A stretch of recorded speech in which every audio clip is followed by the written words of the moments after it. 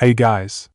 This is part 8 of What If Naruto was mentored by Kakuzu and became a bounty hunter. Hit like and subscribe if you like this one, and also please check the author in the description. Let's start. We are paid, that's all. We are God.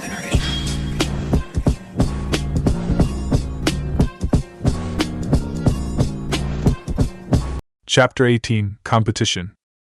Pride, in all its forms, was a terrible thing. It made people take risks they wouldn't normally take just to prove a point, spurred them to do things differently from their routines simply for the sake of it. Arrogance, and the distinct lack of ability to control his temper, though that was quite beside the point, had gotten Kakuzu killed by the hands of those he looked down upon. The problem was that pride was generally something that was earned. At least, it was in Kakuzu's case. After all, surviving in the ninja world for almost a century tended to make a shinobi confident in his abilities. If nothing else, the old bounty hunter had proven time and again that he was certainly capable enough with his skills to back up his arrogance. Naruto had never really gotten the opportunity to defend his pride, especially since his time with Kakuzu had been cut short due to the former Takinin's Akatsuki-related responsibilities. Which was why the blonde was crouched on a tree bough, on a cliff of the peninsula that was the land of birds, looking out over the ocean in the direction of the land of water. I would like to see you penetrate Kirigakure's defenses with your measly skills.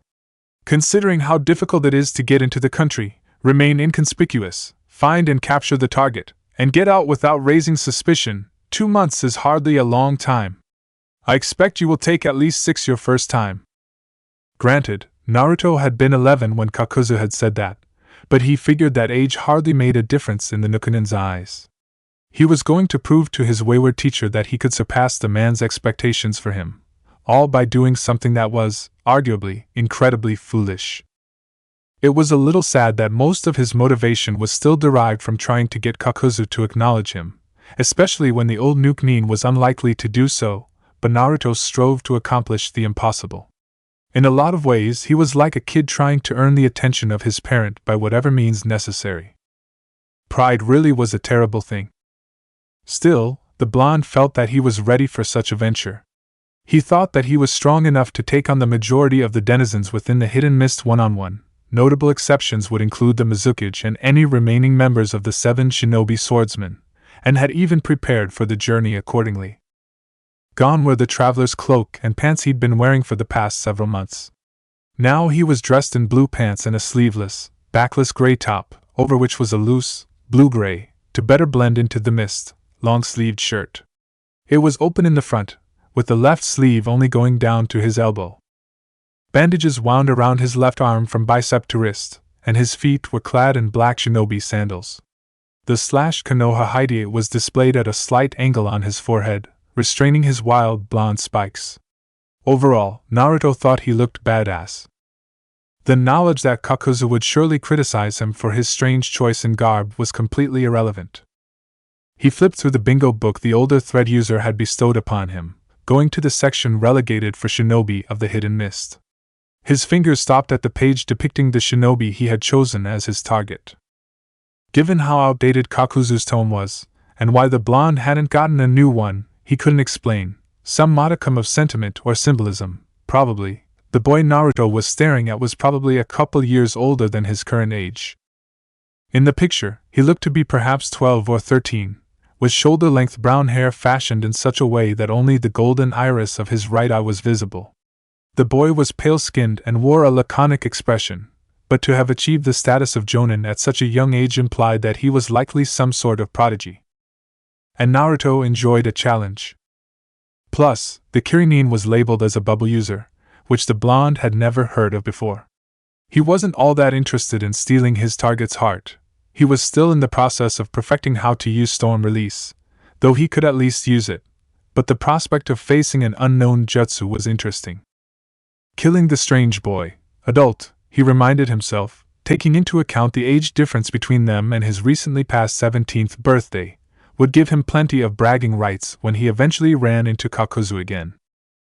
The 50 million ryo bounty he would collect didn't hurt either. Naruto leaped from the tree to the ground and approached the edge of the cliff. He groaned as he began to push threads from his back, carefully so as to not shred his shirt. Soon enough, a massive pair of black wings was situated between his shoulder blades. "Look out, Utakata!" he warned, sealing the bingo book into a small scroll before storing it in his arm. "I'm coming for you." He dove off the cliff, and moments later, Jiangdu carried him high into the sky, where he was lost to the mist. Naruto stepped on the smoldering remnants of his fire and let out a noise somewhere between a sigh and a growl. He had spent the last month camped out on one of the many islands surrounding the main island which housed Kirigakure, slowly exploring the territory that comprised the land of water. And the dreariness and repetition of the place was starting to grate on his nerves. If this was what it was like to be on a stakeout for a specific target, Naruto could easily understand why Kakuzu had such a hair-thin temper. It had only been 4 weeks, and his patience was already gone. Decades of having gone through the same motions had probably diminished the Nukanin's ability to tolerate annoyances to nothing. It was a little disheartening to discover that he was actually starting to empathize with his wayward teacher, but the young thread user tried not to dwell on that realization. "Well, time to get going again," the blonde muttered. He walked down to the shore and carefully stepped out onto the water, making his way toward the hidden mist village. Although he wasn't a big fan of the reconnaissance required to successfully infiltrate Kirigakure, Naruto was forced to admit that being cautious had definitely prevented him from stepping into a situation that he wasn't prepared for. Taking on a handful of Jonin-level shinobi he could handle. Facing down scores of Jonin and Oinin, the mist equivalent of A and BU. Well, that was a little less likely to have favorable results. That was the situation he would have been forced to face had he tried to just fly into Kirigakure with Jiangdu. The truth was that the hidden mist was surprisingly well defended. Even given the haze which seemed a permanent fixture of the country's climate, or perhaps in spite of it, sentry towers littered the ridge of the main island, making approaching it by any means a difficult venture.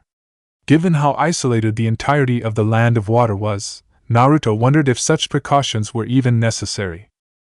Then again, when a country had as many nuke-nin as Kirigakure seemed to have, perhaps such paranoia was completely justified. Regardless, approaching from anything other than the water was impossible. Even doing that had proven to be an extremely risky challenge comprised of water walking atop the ocean.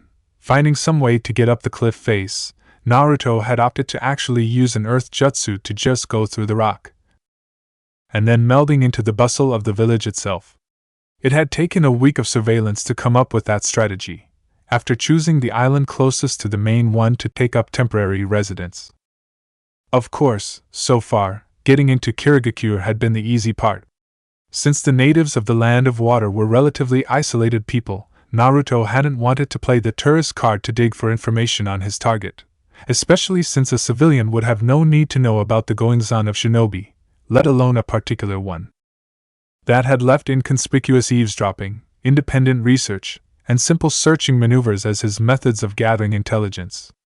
The former was relatively easy given the modified Maiseigaku no Jutsu he possessed, but the citizens proved to be rather tight-lipped about anything Naruto might have found useful. The Mizukage was clearly a very imposing figure if she could keep such a tight grip on the flow of information in her village. Once eavesdropping had failed to produce anything useful, Naruto had opted into the remaining 2 methods. It hadn't taken too long to find out the location of the mist bubble users, though physically finding the building and investigating it had taken a bit longer than the blonde had preferred it would. Disappointingly, Utakata had not been there. In the hope that he could find some clue as to his target's whereabouts, Naruto had spent several consecutive nights infiltrating the mission archives for a hint as to where the man might be. One night, he had finally gotten lucky and found a mission with Utakata's name listed on it. Unfortunately, he had quickly discovered that the bubble user was the mission. Utakata was a nuke-nin, and had been for a long time. One of the tiny islands far away from Kirigakure had borne his, admittedly childish, temper tantrum. Naruto honestly wasn't sure if he was angrier at Kakuzu for having such an out-of-date bingo book, or at himself for still using the damn thing. Granted, it wasn't the older man's fault that he had clung onto the tome with such lingering attachment, and his teacher had at least kept it updated with giant slashes across the pages of his victims, but he still felt rather miffed at the waste of his time. That thought had given him pause. Utakata was likely still alive somewhere. He had to have a search team sent out relatively recently. If that was the case, he was still an available target, one with a 50 million ryo bounty on his head. Naruto had decided he would rather see his original mission through to the end. Kakuzu would likely never let go of the fact that his pupil had abandoned his target when times got tough. If he found out, then choose a new target from the citizens of the Hidden Mist. Kirigakure wasn't going anywhere. He could always return at a different point in time and kill someone, especially now that he knew the method to get in. The problem was that Utakata could be anywhere. Starting the search from scratch had been an unappealing idea, so Naruto had taken to hiding in the headquarters of the Oinin, which had taken a full 2 days to find, with the hiding and camouflage technique and listening for any promising information. He was going on 5 days of no leads, and the lack of any real action was starting to make the threads within his body twitch agitatedly. Yeah, I get it, he griped mentally, crouched beneath an empty desk. Not like this is a party for me, either. But it makes more sense to find some clue as to his whereabouts here, where they're actively searching for him, than roaming the world and hoping to run into him. Naruto was practically asleep when a man with long, black hair and a scar trailing down over his left eye entered the headquarters, a scroll in hand. 4 shinobi dropped what they were doing and approached him. The previous team assigned to capture Utakata has been found. Translation: they're dead, Naruto thought with morbid amusement. Their bodies were discovered near Tsuchigumo village, continued the dark-haired male. We will start our search from there. He affixed the porcelain mask of the Mist's Oinin to his face. Move out. Naruto mock saluted the man as the squad left. Sure thing, boss. Thanks for the info. He snuck out behind the group of hunter-nin and never looked back. Deciding that stowing aboard whatever vessel the Kirin would use to make it to the mainland was a bit dangerous, Naruto returned to his island as quickly as possible to find a launching point to fly overhead. Even though he now had information on his target, the blonde figured it was easier to let the hunter-nin find Utakata and then swoop in and steal the kill rather than exert the energy wandering aimlessly himself. Besides, the Mist Shinobi would have a better idea of Utakata's habits and idiosyncrasies than he did, meaning the tracking part of the retrieval mission would go much more smoothly than if he tried it himself. It might take some time, but at least he was doing something now. Compared to how long he thought it might take, the Kirin led him to Tsuchigumo village, located in the eastern portion of the Land of Fire, within a handful of days. Apparently they were as eager to find the missing bubble user as Naruto was, making berth at a port in the Land of Birds and keeping a rigorous pace across the mainland. The villagers didn't have much to offer as far as intelligence went when the Kirin questioned them, though one mentioned a rumor that some young shinobi had taken up residence at Mount Katsuragi, the home of the former Tsuchigumo clan leader. When the Oinin inquired further as to the location, the villager pointed into the distance, where a tall, rocky structure loomed over the forest. Naruto opted to follow the lead of the Mist Shinobi that evening and settled in for a good night's rest, though far away from their camp. Remaining constantly cloaked under the hiding and camouflage technique in order to evade detection wasn't draining on his chakra, but the unwavering concentration it required to remain active was giving him a headache. To be fully prepared for the upcoming fights against the squad from Mist, which he would have to neutralize, and Utakata, he wanted to be in tip-top shape. With that thought in mind, he summoned a chameleon to watch over him, as a precaution, and then settled down to sleep. He awoke the next morning to the chameleon's alert that the Kirin were on the move. Thanking the reptile, Naruto took off in the direction of Mount Katsuragi. By the time noon rolled around, he'd reached the edge of the forest which opened to the mountain. The team from Mist was already approaching the sheer rock, either avoiding or deactivating the seals and traps meant to protect Mount Katsuragi from invaders. Cloaked in Maisegekyu no Jutsu, Naruto followed them, unsure if the traps were triggered by movement, chakra, or some other mechanism, and unwilling to become a test subject so close to his goal. It only took a number of minutes to navigate the maze of triggered traps, and by the time the blonde reached the Mist Shinobi, they were standing before the cliff face, staring at a man in a blue kimono. Naruto compared the features of the man, dark brown, shoulder-length hair and gold-colored eyes, to what he remembered from the bingo book. His eyes focused on the pale gold pipe tucked into a band mostly hidden by the kimono, right next to a cylindrical green jug. That looks like it could blow bubbles. The leader of the Kirin stepped forward. Utakata. Score! You will return with us to Kirigakure. Surrender yourself, or we will be forced to detain you. And I think that's my cue. Naruto stepped between Utakata and the squad of Hunter Nin, his back to the brunette Nuke Nin. Wordlessly, he dropped the hiding and camouflage technique, taking small delight in the way the shinobi before him started at his appearance. Gentlemen, he announced, thank you for your assistance. It would have taken me forever to track this guy down. He added, thumbing behind him to Utakata. Konoha Nuke Nin, he heard one ninja whisper to another. We have no quarrel with you, the leader informed him. Step aside and let us do our duty. That was enough to galvanize Utakata into action, for he immediately leaped to the side and made for the safety of the forest. Stop him! Commanded the lead Hunter Nin.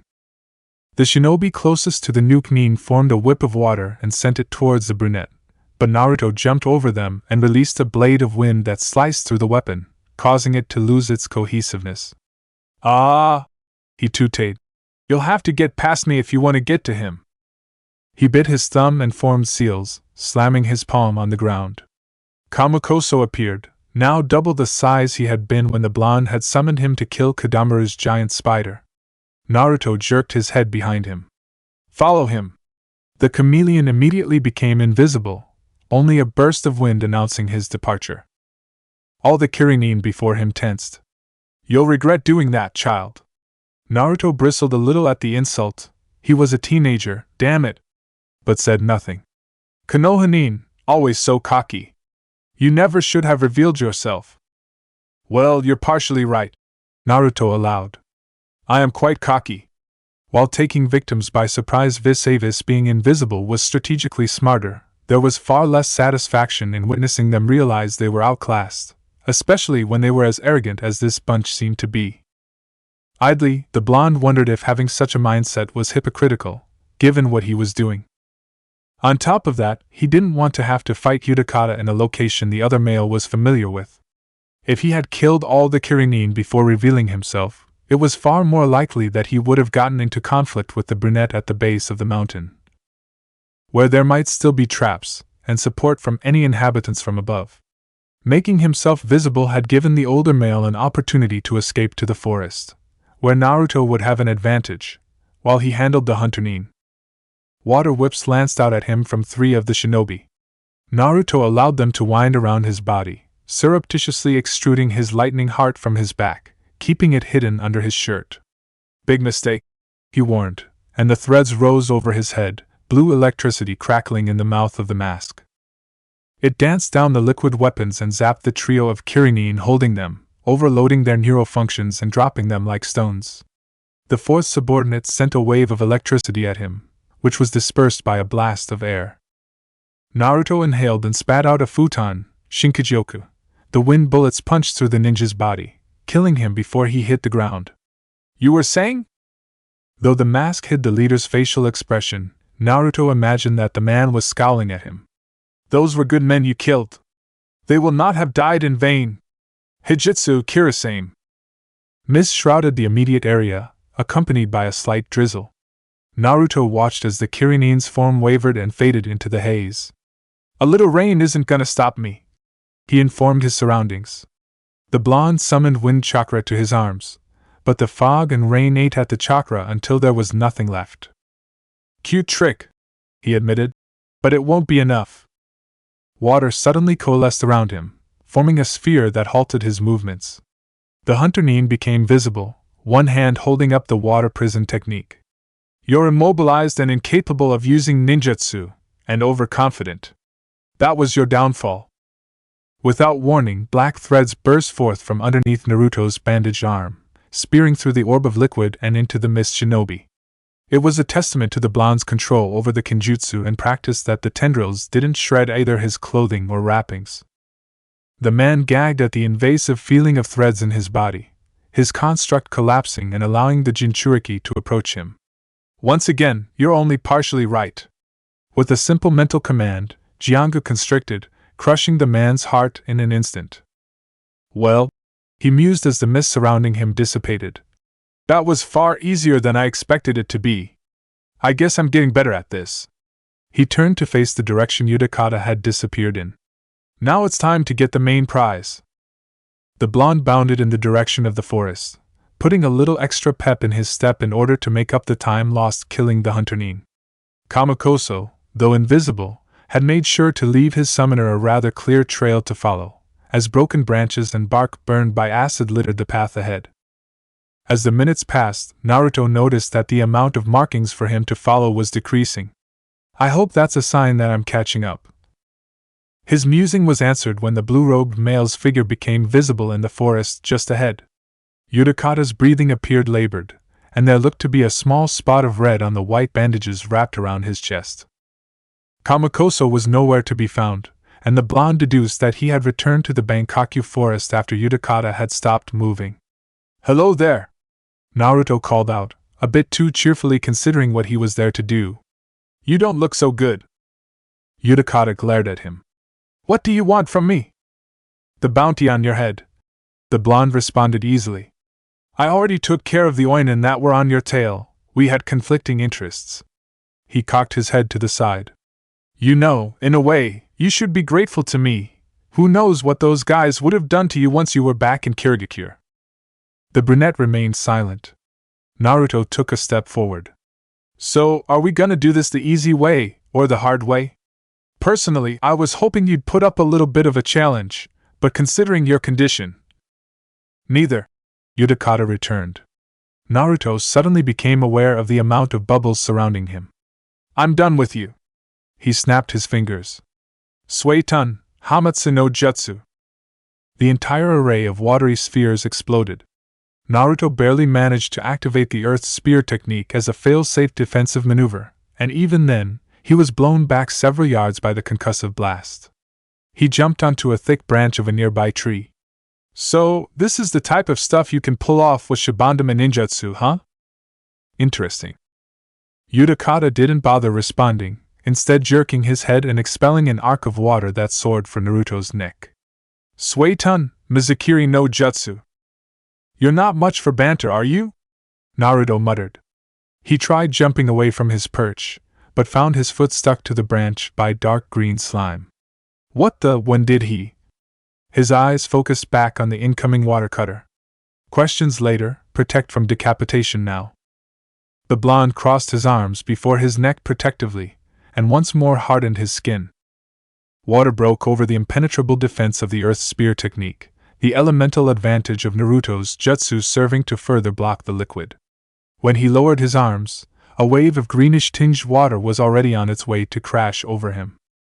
Not liking how different it looked from normal Suetun attacks, the blonde undid his sandal and slipped out of it, retreating to the ground as the wave washed over the tree.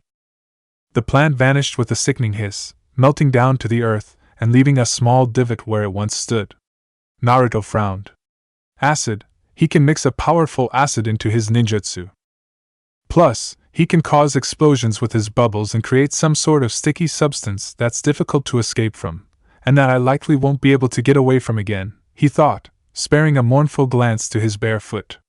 He undid the other sandal and pulled it off, tossing it away into the bushes. And he's smart. Man, do I know how to pick 'em or what? Another field of bubbles floated into his vision. He spared a quick glance at Utakata and found that the older male hadn't moved from his original position. Fine, let's take the battle to you then. The Jinchuriki leaped into the air and corkscrewed, using chakra to manipulate the surrounding air. This time, when the bubbles exploded, Naruto was safely ensconced in his Kazikyu, a protective sphere of wind that was partially inspired by Hyuga Niji's Kaiten. Descending from his jump, he performed hand signs and then threw his palms forward with a shout. A powerful great breakthrough ripped through the woods, blowing away any of Utakata's attempts at a follow-up assault. As the winds from his jutsu blew past, Naruto raced forward and engaged in a taijutsu battle with Utakata. The former Mist Shinobi was no slouch, even injured, using his surprisingly durable bubble blower to block several hits. Fed up with the weapon which seemed to cause him so much trouble, the blonde commanded several threads to pop out of the suture near his wrist. He had a moment to revel in the bubble user's look of surprise as his kinjutsu twined around the bubble blower and yanked it from the male's grasp. With the instrument in his possession, the Jinchuriki hardened his fist and crushed it. Instead of the sound of crunching bamboo, there was a slight pop.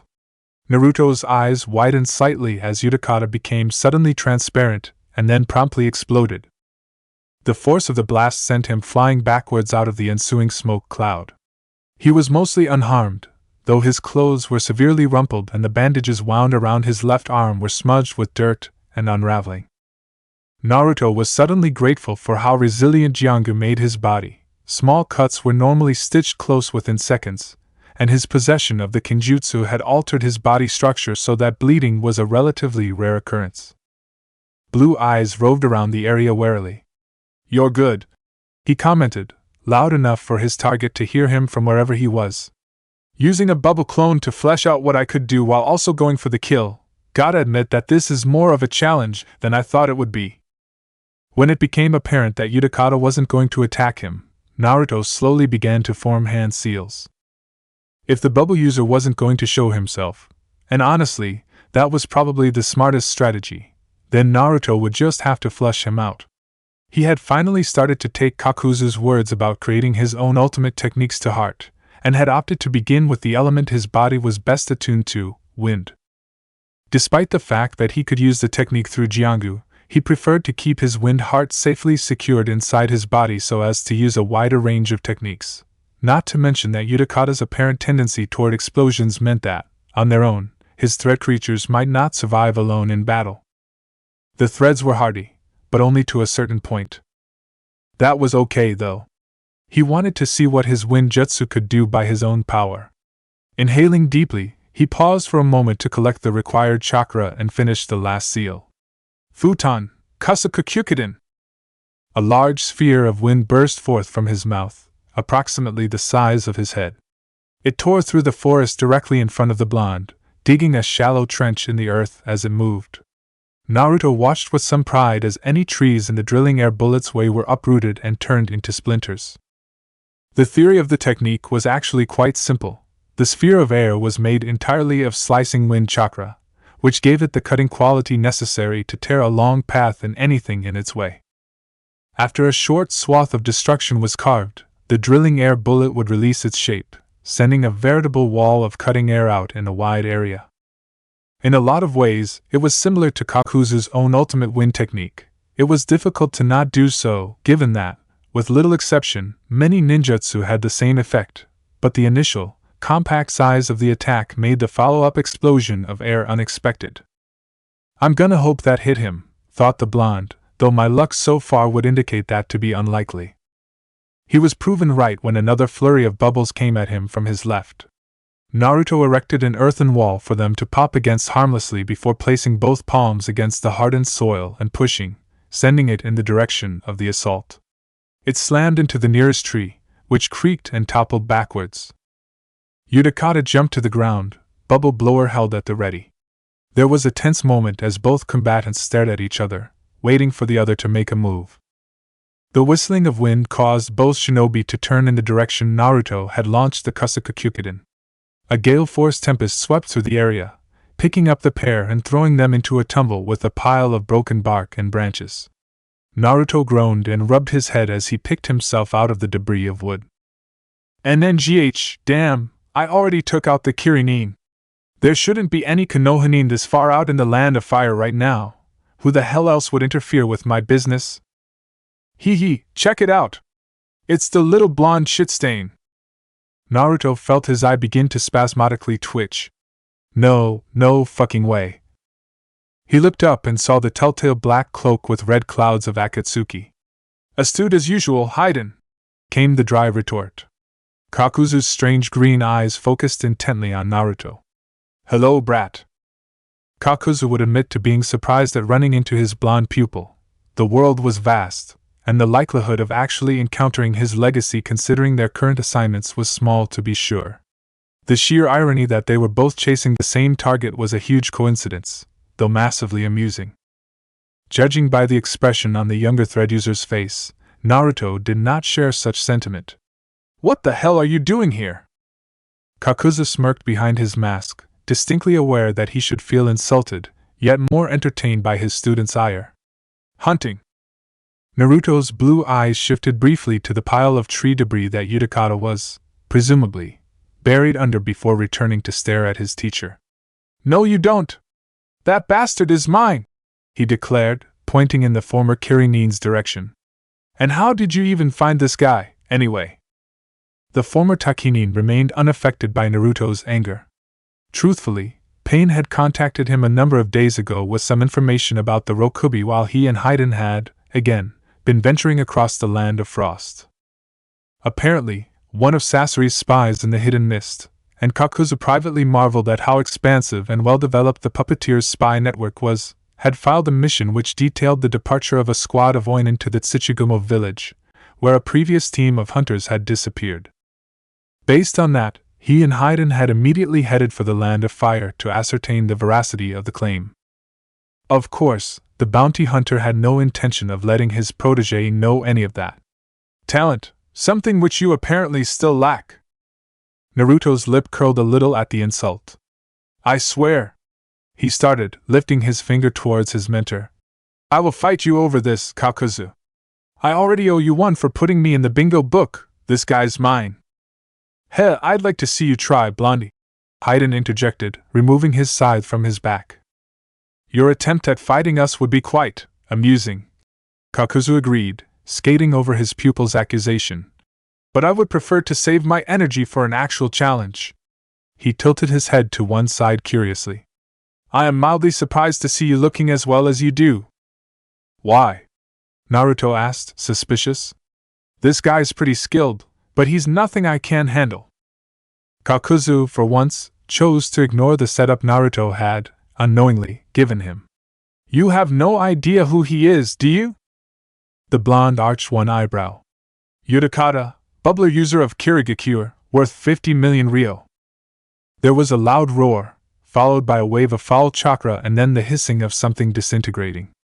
Naruto looked over to where Utakata was supposed to be buried to find a vaguely humanoid form covered in red-black skin, 6 oblong tails protruding from the base of its spine. He is the Jinchuriki of the Rokubi, Kakuzu intoned. And it appears that he can excrete a sort of acidic substance which burns anything which it comes into contact with. Interesting. He took a step towards the transformed Jinchuriki, but Naruto's protesting shout caused him to stop. Hey, I told you that he's mine! Jinchuriki or not, I found him first, and I'm the one who's gonna get the money! Kakuzu spared him a dry look. Part of the danger and aggravation Naruto posed was that he was nothing more than a child in an adult/adolescent's body. Take away his toys, tell him not to do something, let an idea that he couldn't do something, take vengeance upon Konoha, for instance, fester long enough. And he would do anything to prove the naysayer wrong. Do not challenge me, brat. Find a target more suitable to your skill level, a Kusugakure Chunin, for instance. Naruto growled and charged the man, tired of his teacher's insults. Simultaneously, a stream of bubbles exited Utakata's gaping maw. The bounty hunter blocked his pupil's first strike and punched him in the solar plexus with the other hand. He grabbed the blonde by the neck and spun, launching him into the air above Utakata. As the transformed Jinchuriki looked up, Kakuzu went through hand seals, causing his wind heart to appear on his shoulder and launch a futon, Atsugai in the boy's direction. The approaching bubbles popped instantly, sliced by the sharpest element, and Utakata slid back a number of feet. Naruto, airborne, was picked up by the gale-force winds and hurled far into the surrounding trees. Kakuzu watched expressionlessly as his student fell away. Stay back, Haiden, he warned. The rights to this Jinchuriki belong to me. Naruto returned to alertness after several minutes, distinctly aware of how uncomfortable he was. Kakuzu had pressed some sort of nerve in his neck which had caused him to temporarily black out, and his body had landed in a tree, limbs splayed awkwardly across several different branches. I hate him, he muttered, knowing it wasn't true but feeling vindicated regardless. No matter what Kakuzu did, Naruto would always find himself in the man's debt for rescuing him and helping him to grow. Each put up with the crap the other dished out, it was just how they operated. The blonde just happened to be on the receiving end more than his teacher. None of that prevented him from being pissed at his mentor for taking over his fight, but that was quite beside the point. In the distance, Naruto saw a bluish-white, rounded head crest the treetops. He squinted at the figure. Is that the Rokubi? Way to go, Kakuzu, he thought sarcastically, rolling his eyes. It only took a moment to right himself and descend to the ground. Alright, here's what's gonna happen. I'm gonna let Kakuzu wear him down, and then, when he least expects it, I'll swoop in and steal his thunder, just like he did to me. Yeah, victory and vengeance. I can't wait to HUI. Wood sprouted from the earth and boxed in the blonde, trapping him in a solid cube with no slits or air holes. Of course, he sighed, voice resounding in the enclosed space. The party wouldn't be complete without you, Tenzo. Greetings, Jinchuriki, he heard the man say. How'd you find me? I felt a Biju's chakra being emitted, and so followed it here. I had thought it might be you, but... The Konohanin trailed off, and Naruto imagined that he was perhaps gazing in the direction of the Rokubi. Hokage-sama would probably find 2 Jinchuriki more useful than 1. With a limited supply of air, you will eventually succumb to oxygen deprivation, allowing me to restrain the other Jinchuriki. You will not be able to break out of my Mokutan ninjutsu. Naruto knew his enemy was right. His head was already starting to feel a little fuzzy. Previous experience had taught him that the man's would release affinity was extraordinarily durable, and that cutting through it with something like wind chakra was out of the question. Not only would Tenzo have reinforced the prison holding him due to his prior escapes, but as a dual element, would release would be stronger than either earth or water release separately. Fortunately, he realized with sudden clarity, he also had a dual element bloodline limit at his disposal. Even better, the lightning element of storm release was strong against the earth portion of wood release, and the water parts would cancel. Naruto had the advantage. Cramped as he was in the cube, the blonde decided he would have to activate the technique on his own power instead of Jiangu's. He used the threads to resituate the appropriate heart in his chest, and immediately he could sense both the prickle of lightning and fluidity of water. Forming seals, he channeled chakra until a nimbus of glowing energy formed around his hands. Rantun, Hikari Taiho! A blast of blue-white light, 2 feet in diameter, exploded from his hands and gouged a hole through the front wall of his prison. When the storm release, light cannon ended, Naruto wriggled his way out of the wooden construct and somersaulted to his feet. That was pretty cool, he admitted, admiring the trail of destruction that disappeared into the forest. Now where'd that ba? Tenzo melded out of the earth before Naruto, his right shoulder and bicep missing a piece of sleeve and bearing a burn mark. You're skilled, the ANBU told Naruto, or more specifically the blonde's head. He had just been buried up to his chin in dirt. At the very least, your mastery of the elements is quite impressive. He withdrew his sword from its sheath and held it so the handle was facing Naruto, then brought it down in a swift movement to knock him out. A wall of earth rose in front of the blonde's head, catching the ANBU's wrist before it connected. The ground began to quake, and in short order, Naruto was free from his confines, sitting atop his earth-heart thread creature. I know, he stated a bit smugly. You should tell my teacher you think so. The thread creature broke Tenzo's wrist, but the man's form became wooden and immobile. Moku Bunshin no Jutsu, damn, this guy's good. He took off his second shirt and looped it around his waist so it wouldn't get lost or ruined. But I have a fight to get back to and a teacher to piss off, so... The bandages around his arm were completely shredded as both limbs extended, the masks for his fire and storm elements becoming situated in the spread of threads to either side of his head, his wind heart now residing in his chest, in the process. His earth heart remerged with his body. A tongue of tendrils slipped out of his mouth, forked like a serpent's. Come and get me, he hissed. Wooden tendrils arced towards him from the left, and Naruto jumped to the right as his storm mask released a thin beam of light that spliced through the attack. The blonde performed hand signs, exhaling a blast of wind right after his fire mask unleashed a wave of flames, turning the surrounding foliage into cinders. Tremors shook the earth, forcing Naruto to use his elongated limbs to stretch for an intact tree and hang there while the ground split open. He swung over the chasm Tenzo's technique had created and found purchase on a bough on the opposite side, where the Leaf Shinobi's initial attack had come from. Blue eyes searched the landscape for any sign of an approaching assault. They widened in surprise when his periphery caught Tenzo emerging from his tree's trunk, mere feet away, hands formed into some sort of massive wooden mallet. The man brought the makeshift weapon to bear, and Naruto found himself immensely thankful to Jiangu, whose threads came from around his back to take the brunt of the blow. Still, the force of it sent him plummeting to the ground below, where earthen spikes awaited him. Naruto called upon the threads to encompass him, and they jumped to do his bidding, encasing him in a sphere of black that, hardened by his chakra, cocooned him from Tenzo's trap. When the tendrils returned to their previous state, the blonde found himself surrounded by the broken remains of rocky stalagmites. "Those threads are very durable," echoed Tenzo's voice. "And versatile. You have no idea." Based on observing the man's actions, he had an idea for a trap that would end the fight. He fully extruded his fire and lightning hearts, the fifth one still stored on his back, underneath the threads, and had the creatures start scouring the forest, unleashing ninjutsu to force the ANBU out of hiding. While his enemy was, presumably, distracted, Naruto slipped his earth heart out from his back and into the ground via the hiding in rock technique.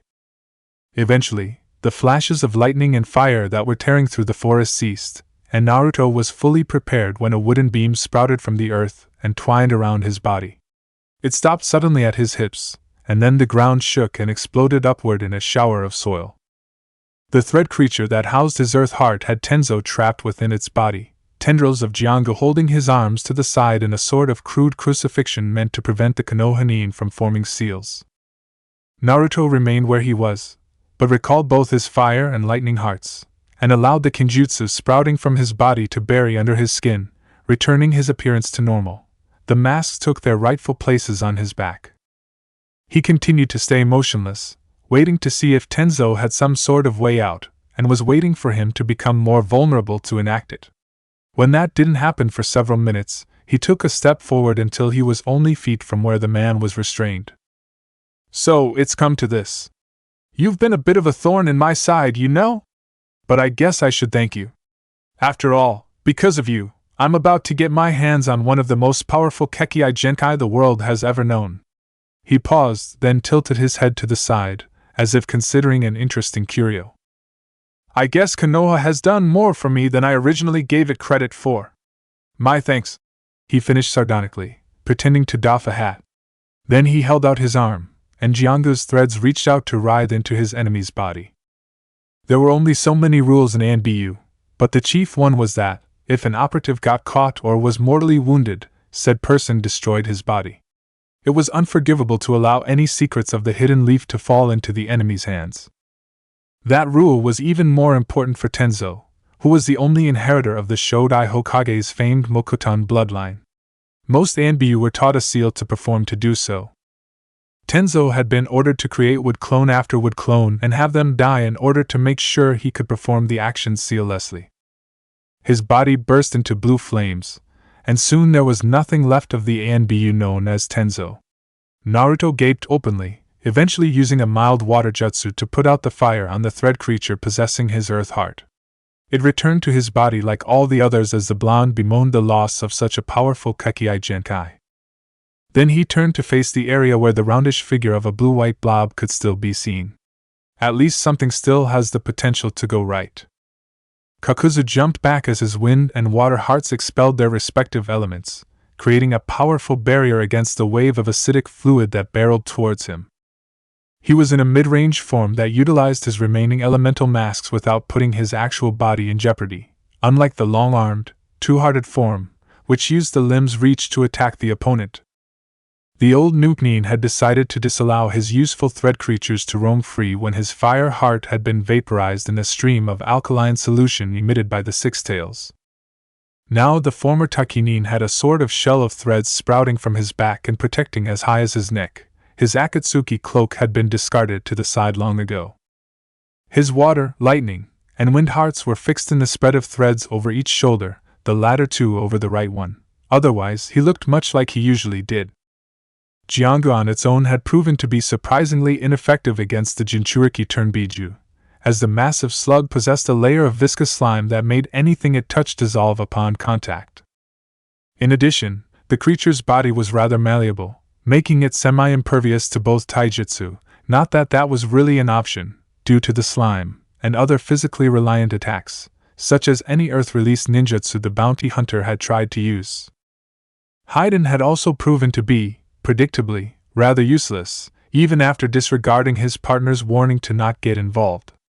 Unlike the Nibi, the Rokubi wasn't made of chakra he could collect, and his triple-bladed scythe couldn't dig into the slug's squishy skin. Kakuzu was grateful for his massive chakra capacity and the wide variety of ninjutsu in his arsenal, because otherwise the battle wouldn't have been going nearly as well as it was. Still, he needed some sort of method to actually inflict damage on the Rokubi.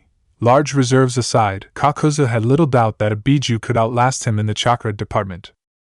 "Utakata's mine, Kakuzu!" A powerful beam of bright light accompanied this shout, striking the Rokubi's back and causing the massive blue-white slug to unleash a gurgling shriek. Naruto used the moment of distraction to rush past the tailed beast and confront his teacher, a nimbus of glowing energy surrounding his hands. Kakuzu eyed the unusual chakra with his usual detachment. "You took far longer than I expected to return," he noted. "Your skills have become even more mediocre than I imagined possible." Naruto ignored the slight. "I had some interference, but nothing will prevent me from claiming what's mine." Blue eyes glinted with steely determination. "Not even you." "Yes, so you have said," returned the Nukenin dryly. Another wind and water collaboration held off another attack from the Rokubi, allowing Kakuzu to consider his options. The former Takinin would prefer not to fight both the blonde and the Biju simultaneously, as the massive slug would require most of his concentration to bring down. But if his pupil wanted to stake his claim to the Jinchuriki, perhaps there was a way to manipulate his legacy into helping him. "I would like to propose collaborating to provide a mutually beneficial conclusion." "You want to work together?" "You!" The blonde paused, considering the idea. A smirk suddenly came over his features. "You can't take that thing on by yourself," he realized. "I am perfectly capable of doing such a thing," Kakuzu retorted, a bit testily. "But given your desire to continue your quest, this seems the most prudent course of action. Otherwise I can just neutralize your pathetic hide and go about this laborious task myself. Take it or leave it." Naruto waffled for a moment before acquiescing, though his expression was sour. Even if he truly wanted to take down Utakata, or the beast he had transformed into, by himself, he was smart enough to acknowledge that if Kakuzu was having problems, he would have the same issues, despite all his blustering. He was aware of the fact that Kakuzu was still stronger than him, though admitting it chaffed horribly. "You've been fighting this thing, so what's the plan?" "The Rokubi is covered in an acidic slime that makes its body resistant to most attacks," Kakuzu explained. "I believe that a strong fire attack would take care of it and make the Biju vulnerable to an assault." "Well, why haven't you tried that yet?" "My heart was destroyed," explained the older shinobi, scowling. "And while I can perform the required techniques without it, I might as well take advantage of you being here." Naruto didn't bother responding, instead running through seals, biting his thumb, and slamming his palm onto the ground. Kamigoka appeared in a cloud of smoke. The chameleon inhaled as the blonde began to run through more seals. "Ready?" he asked his teacher, holding the tiger seal.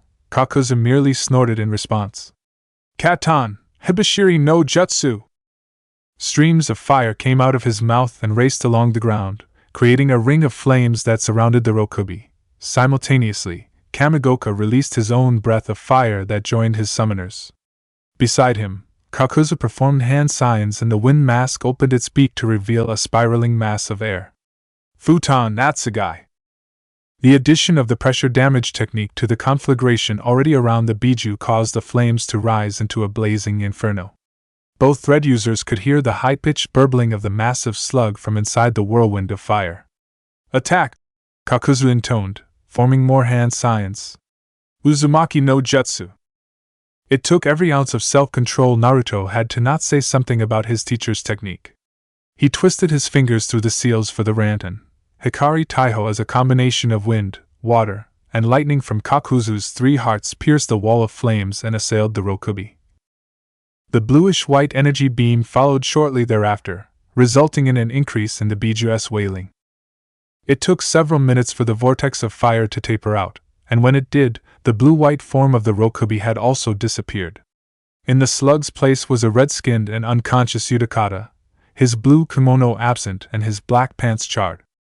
"You know, we make a pretty good team," Naruto mentioned, blue eyes staring at the immobile form of his quarry.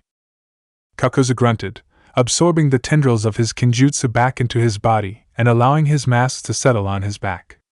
"Do not get used to such an event. I am already forced to put up with one more on. I would prefer not to make a habit of getting involved with another."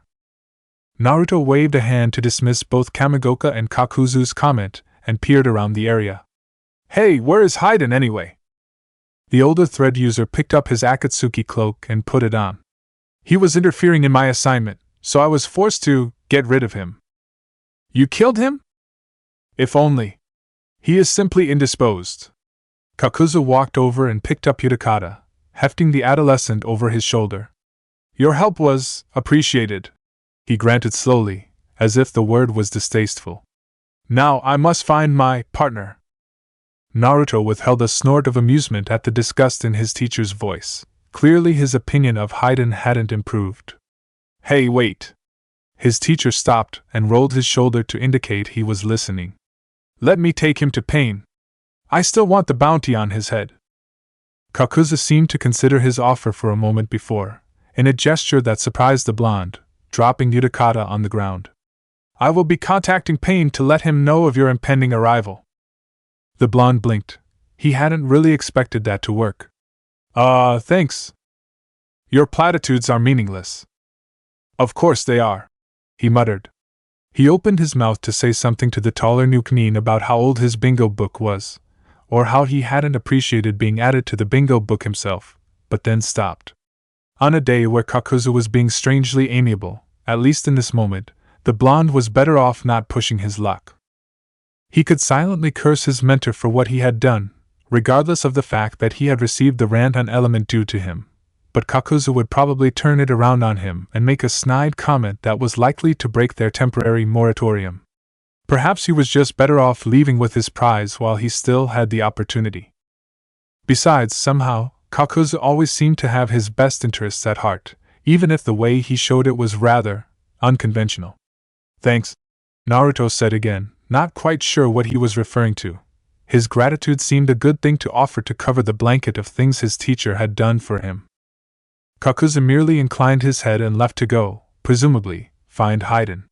Naruto bent down and slung the other Jinchuriki over his shoulder before taking off to Otogakure. Zetsu ran into him part of the way back to Otogakure, probably at Pain's behest, and took the Rokubi Jinchuriki, stating that it was better to seal the creature before the male awoke. Naruto took his time returning to the hidden sound, making it back in a little more than a day. In an effort to wait out the sealing ritual, the blonde merely wandered around town until the time came for him to return for the bounty. He was leaning against the inner wall of Pain's tower when Conan eventually appeared from a hidden stairwell 2 days later. The blue-haired woman walked past him and out into the village, and after several minutes, Akatsuki's leader appeared. Pain stopped and stared at him with his strange, gray eyes. "You may take the body at your convenience," he intoned. Thanks." The blonde made his way for the stairwell, but Pain's hand on his shoulder stopped him. "Before you do that," he began, "we have things to discuss." Chapter 19, Idealism. Pain stood with his back to Naruto, gazing out over the buildings that constituted the hidden sound from the top of his tower. Neither male had spoken since the former had insisted that they talk, the younger one merely following his elder up to his lookout spot. Given that he'd done everything asked of him since meeting Pain, Naruto wondered what the leader of Akatsuki wanted to talk to him about. And when he'd actually say something. The orange-haired man chose that moment to open his mouth, though he was still facing away from Naruto. "I spoke with Kakuzu after we finished sealing the Rokubi." Naruto wasn't sure what to say to that. Though he was unsure as to what happened during the sealing ritual, talking one-on-one with a fellow member of Akatsuki was probably rather unusual.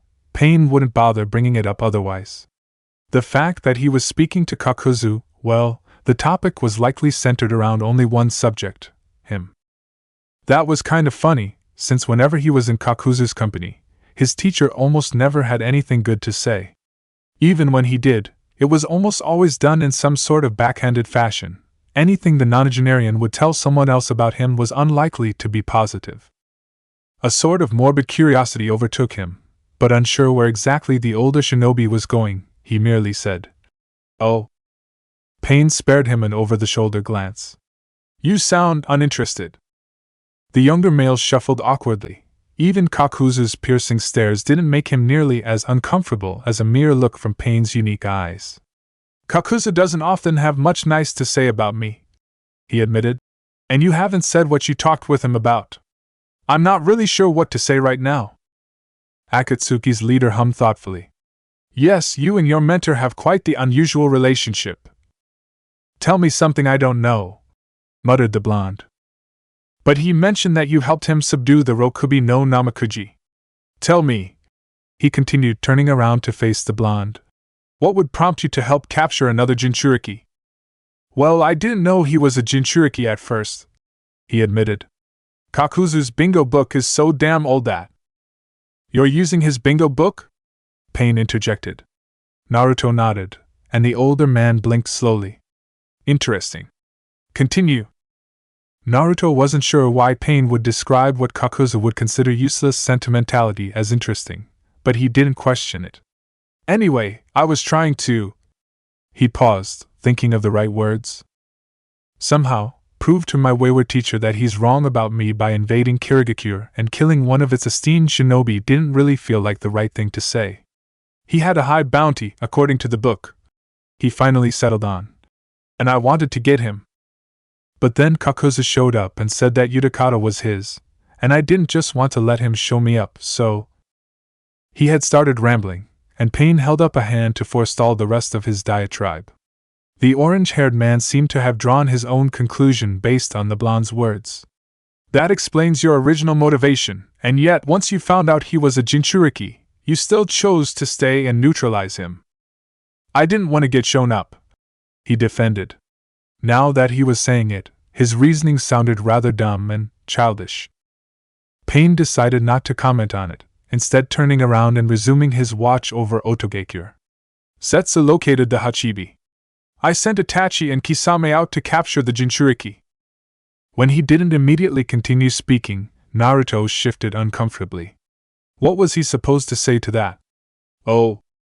Yes," Pain confirmed, and Naruto wondered if the man thought he'd reached some sort of obvious conclusion, or if he was just agreeing for the sake of it. "When the Hachibi is sealed, the only Jinchuriki remaining will be you and your associate." The blonde tensed. "Did he keep me here to kill me now?" With his back still turned, the motion went unnoticed by Pain. "Due to the nature of the sealing statue, the Kyubi must be sealed last." Naruto's muscles relaxed at the same time Akatsuki's leader shot him another over-the-shoulder look. "You are safe until such time as we can capture the Nanabai." Naruto wasn't sure whether that statement was meant to be reassuring or not. It sounded kind of like it, but the knowledge that Fu's death was the only thing standing in the way of his own was not as comforting as Pain made it out to be. "Joy. Do you have goals you'd like to achieve?" "Come again?" Pain turned to face him fully and actually strode forward. Only a number of feet separated them now. "Goals," he repeated. "Something to strive for." Naruto wasn't quite sure what to say. Sure, there were some things that he would have liked to have occurred before he died. Receiving Kakuzu's praise was near the top of that list, though the likelihood of that occurring was slim, regardless of the timetable on his death. Most of the other things weren't exactly goals so much as things he would have liked to grow up and try, given the opportunity to become an adult. His mind flickered around for an idea, and finally latched on to the one that had been driving him since meeting Kakuzu so many years ago. "I want vengeance against Konoha," he settled on. That is a lofty objective." "Yeah, I know, but—" "You did not let me finish," Pain interrupted. Naruto fell silent at the man's words, unwilling to get on his bad side. The other male kind of controlled his fate, after all. "As I was saying, Getting vengeance upon Konoha is an impressive goal, but not an impossible one. Nor are you the only one who desires it. Naruto connected the dots almost immediately. Konoha has done much to earn my wrath, and it has profited far too much from the tragedy that has befallen others. Seeing it razed to the ground would be quite satisfying. He turned his back to Naruto, walked forward, and beckoned for the boy to approach. The blonde found himself standing beside Akatsuki's leader, overlooking the village hidden in sound. Do you know what Akatsuki's goal is? Naruto was slightly taken aback by the question, but he recovered quickly. Isn't it to use the Biju to control war and then the world? That is what I would have the other members believe, Pain stated. Naruto's ears perked at the admission, suddenly aware that the orange-haired man was bringing him into his confidence. It was either a sign of his faith in the blonde, or an omen of his impending death that Pain could reveal such sensitive information and not fear it leaking. So, what's the actual goal? My true intention is to create a kinjutsu that will annihilate one of the 5 great shinobi nations, which will set an example for the others in order to discourage them from engaging in warfare. This will create a world where Akatsuki controls the struggle of power that has always existed amongst the hidden villages. A world which lives under the same umbrella of fear, of pain. A world where peace reigns. You're fighting for peace? Pain spared the younger male a sidelong glance. Do you take offense to that? Naruto returned the look and blinked blankly. No, it's just surprising, that's all. I didn't really expect you to be trying to achieve something so good. The orange-haired man returned his gaze to the city below. Long ago, I used to live in Amegakure. It was a place that was always strife with war because of its location among the lands of fire, earth, and wind. The shinobi world wars created many casualties, including both of my parents and my closest friend. It was his desire to become the leader of Amegakure, and then become something more, in order to prevent war from taking place. Only by controlling the world could he instigate and enforce peace. After his death, I swore to continue his dream. To that end, I learned of the existence of the Biju. By utilizing their collective power, I could control a force strong enough to accomplish the same end as my friend. The ends justify the means. Why are you telling me this? Asked the Jinchuriki, apprehensive of the answer. Because we are similar, Pain stated. Our histories may be different, but we have lived through many of the same experiences. You're also quite intriguing, an anomaly of sorts. I did not expect you to be so useful when Kakuzu advised I speak to you upon his joining Akatsuki. Your dedication to your self-imposed mission is quite impressive. He turned ringed eyes upon the teen. In many ways, you also remind me of my friend. It's refreshing. Nostalgic. Naruto wasn't quite sure what else to say. He never would have guessed Pain's real intentions for Akatsuki. They were just too outlandish for such a powerful figure, especially one who portrayed himself as interested in world domination. On the other hand, he also understood why Pain had never shared his plans with the other members. If any of the S-class Nukenin found out what their leader's true aspirations were, it was highly unlikely that they would have wanted to remain a part of the organization. And Pain needed them in order to collect all the Bijus so his plans could come to fruition. It was manipulative as hell, but also very clever. Regardless, Naruto still felt like he was on the wrong end of Pain's objectives. Your relationship with your teacher is quite unusual. And now he was confused. Pain kept switching topics too quickly for him to properly keep track of. Your relationship with Kakuzu, the Aimeen repeated. It's strange. Naruto thought that was a mild way to describe how they got along, but the older man apparently wasn't done with his musing. At first glance, one would assume that you hated each other, given how you converse and interact, but that is a false assumption. Despite the animosity you seem to show each other, your relationship is quite strong. You desire his attention and acceptance, probably due to how he reared you. How did you? Pain preempted his question. I am no stranger to the quest for acknowledgement. Additionally, only the strongest feelings of devotion would keep you working near him when he is hunting members of your kind.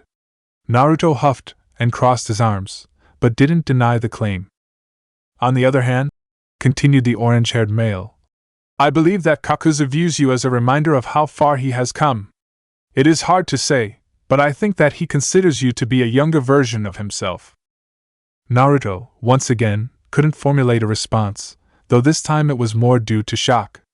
He wasn't stupid enough to believe that Kakuzu didn't care about him, even if it was hidden by indifference and disparaging remarks. But to have someone else point it out was something quite different. Pain had to be a rather perceptive individual to pick up on the sorts of clues that would lead to that conclusion, especially if he was reading them off of someone as emotionally detached as Kakuzu. He also wasn't done talking. I have the distinct impression that he would be highly disappointed if you, at least, were sacrificed on behalf of Akatsuki's goals. Every time I have brought up the topic of your impending death, he has found ways to persuade me to prolong it, though always in a very subtle fashion. Kakuzu is clever, and his methods are very surreptitious, but his tenacity in avoiding the subject of allowing you to die is very telling. Naruto felt a small amount of gratitude swell in his chest at the notion that his teacher cared enough to fight for his life, even if the old Nuke-ni never showed such sentiment when they ran into each other. I appreciate you telling me that, I suppose, he added, still unsure where Pain was going with their meeting. I've decided. Pain began in a voice Naruto would have considered magnanimous if it wasn't so flat. That you and your friend are greater assets to me alive than dead. You're not going to take the Kyuubi from me? No. I've discovered an alternate method to use the Biju that won't require a complete extraction, though I'll still require access to the Nanabai's and Kyuubi's chakras.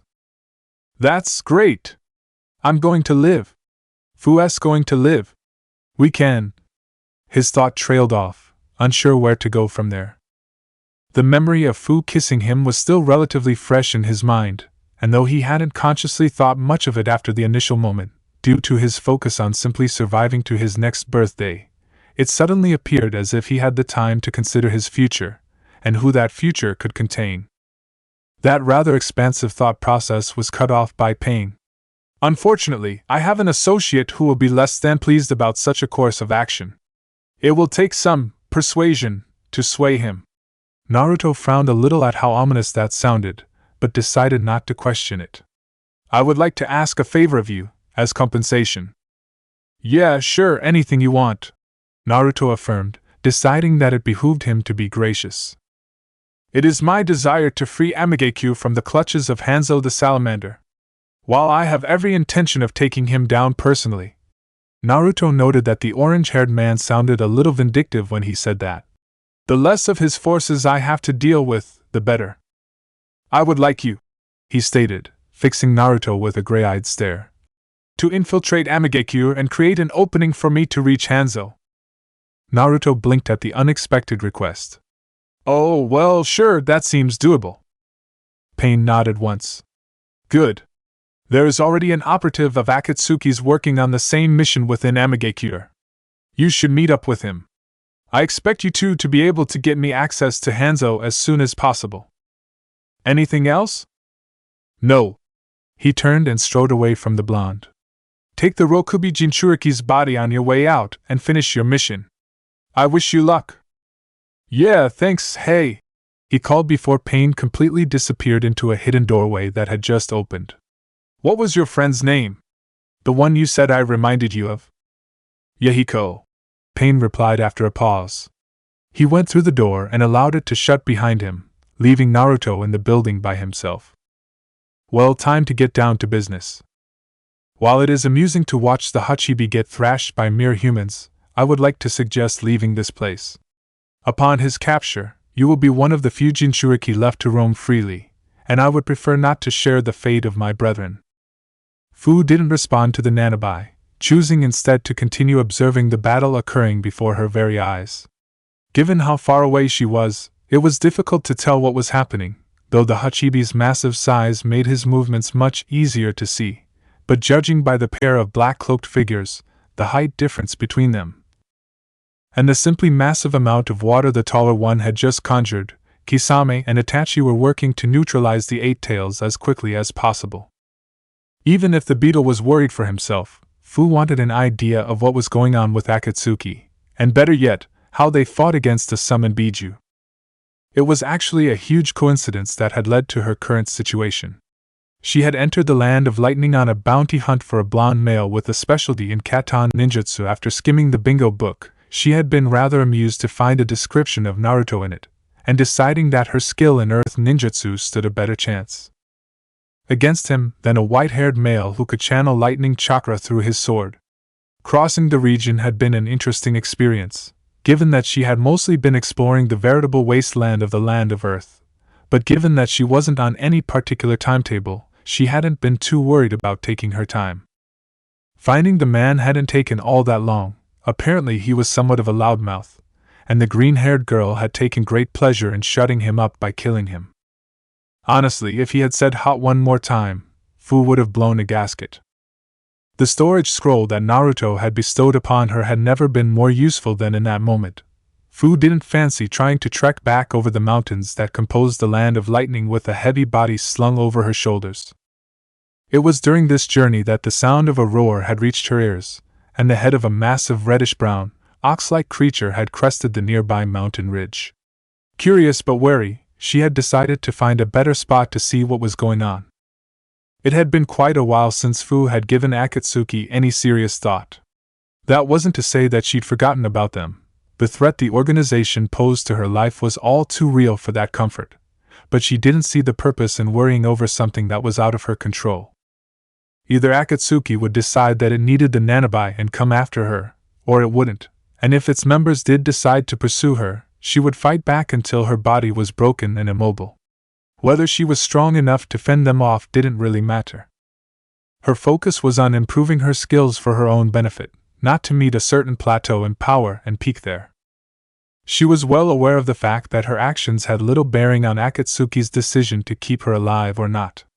Naruto was the one with connections to many of the members, Kakuzu, Itachi, Kisame, Pain, and it was him who would make the difference on whether their lives were forfeit or not for her lack of trying to be useful, of course. The green-haired girl reflected on that thought. Things always seemed to return to her blonde companion in the end. When she had still been a member of Takigakure, Kakuzu had been her idol simply because of the reputation he carried. Humanity had spurned her existence, just as it had done to Kakuzu generations before. The new Nin had embodied everything that Fu wished she had in order to escape the hellhole that was the hidden waterfall and be free to do as she desired. And so, when Naruto had arrived and given her the opportunity to fulfill her dreams, it had been the greatest moment of her short life. Reality, however, was very different from fantasy. Fu had held no illusions that Kakuzu was a nice person. In fact, she would have been somewhat disappointed if he had turned out to be one. He was a cruel man with a penchant for giving priority to the object with the most value. That object, apparently, was Naruto. Kakuzu's expectations for her had been very clear. She was a tool meant to spur Naruto to bigger and better things. That hadn't put her off from reaping the benefits of being the Nukanin's tool, though it had started a slow shift of perspective on who her idol should really be. While Kakuzu was a superb shinobi and a good mentor when he truly put forth the effort, Naruto had slowly become her motivation to keep moving forward. When that had turned into infatuation, well, Fu honestly hadn't been all that surprised. She was still a girl, after all, and the only males in her life were Kakuzu and Naruto. Given the former's personality and age versus the latter's understanding and kinship forged from being a Jinchuriki, her interest in the blonde had really only been a matter of time. How far those feelings extended was still questionable. It would have been easy to say that she loved him, except that she had no measure for what constituted love. How was she supposed to know what the difference between casual interest and love was without any other friends or associates to compare against? Kakuzu didn't count. He was a statistical anomaly when it came to such matters. Still, she knew she felt something for her fellow Jinchuriki, and those feelings had culminated in the simple desire to show him some form of affection, the kiss. She had already decided previous to that moment that it would be wiser to split up. Kakuzu's training had given both of them enough of a power boost that venturing together would be more of a hindrance to their respective safety and future profitability than a boon. Fu knew that, if Akatsuki should decide to seal the Nanabi and Kyubi, she would be the first one targeted, either because of necessity or because Kakuzu would subtly prod pain into keeping Naruto alive for as long as he possibly could. Naruto, after all, was more valuable. It wasn't necessarily the possibility of never seeing him again that had spurred her into kissing him, though she would have been lying to say it hadn't played a small part in her decision.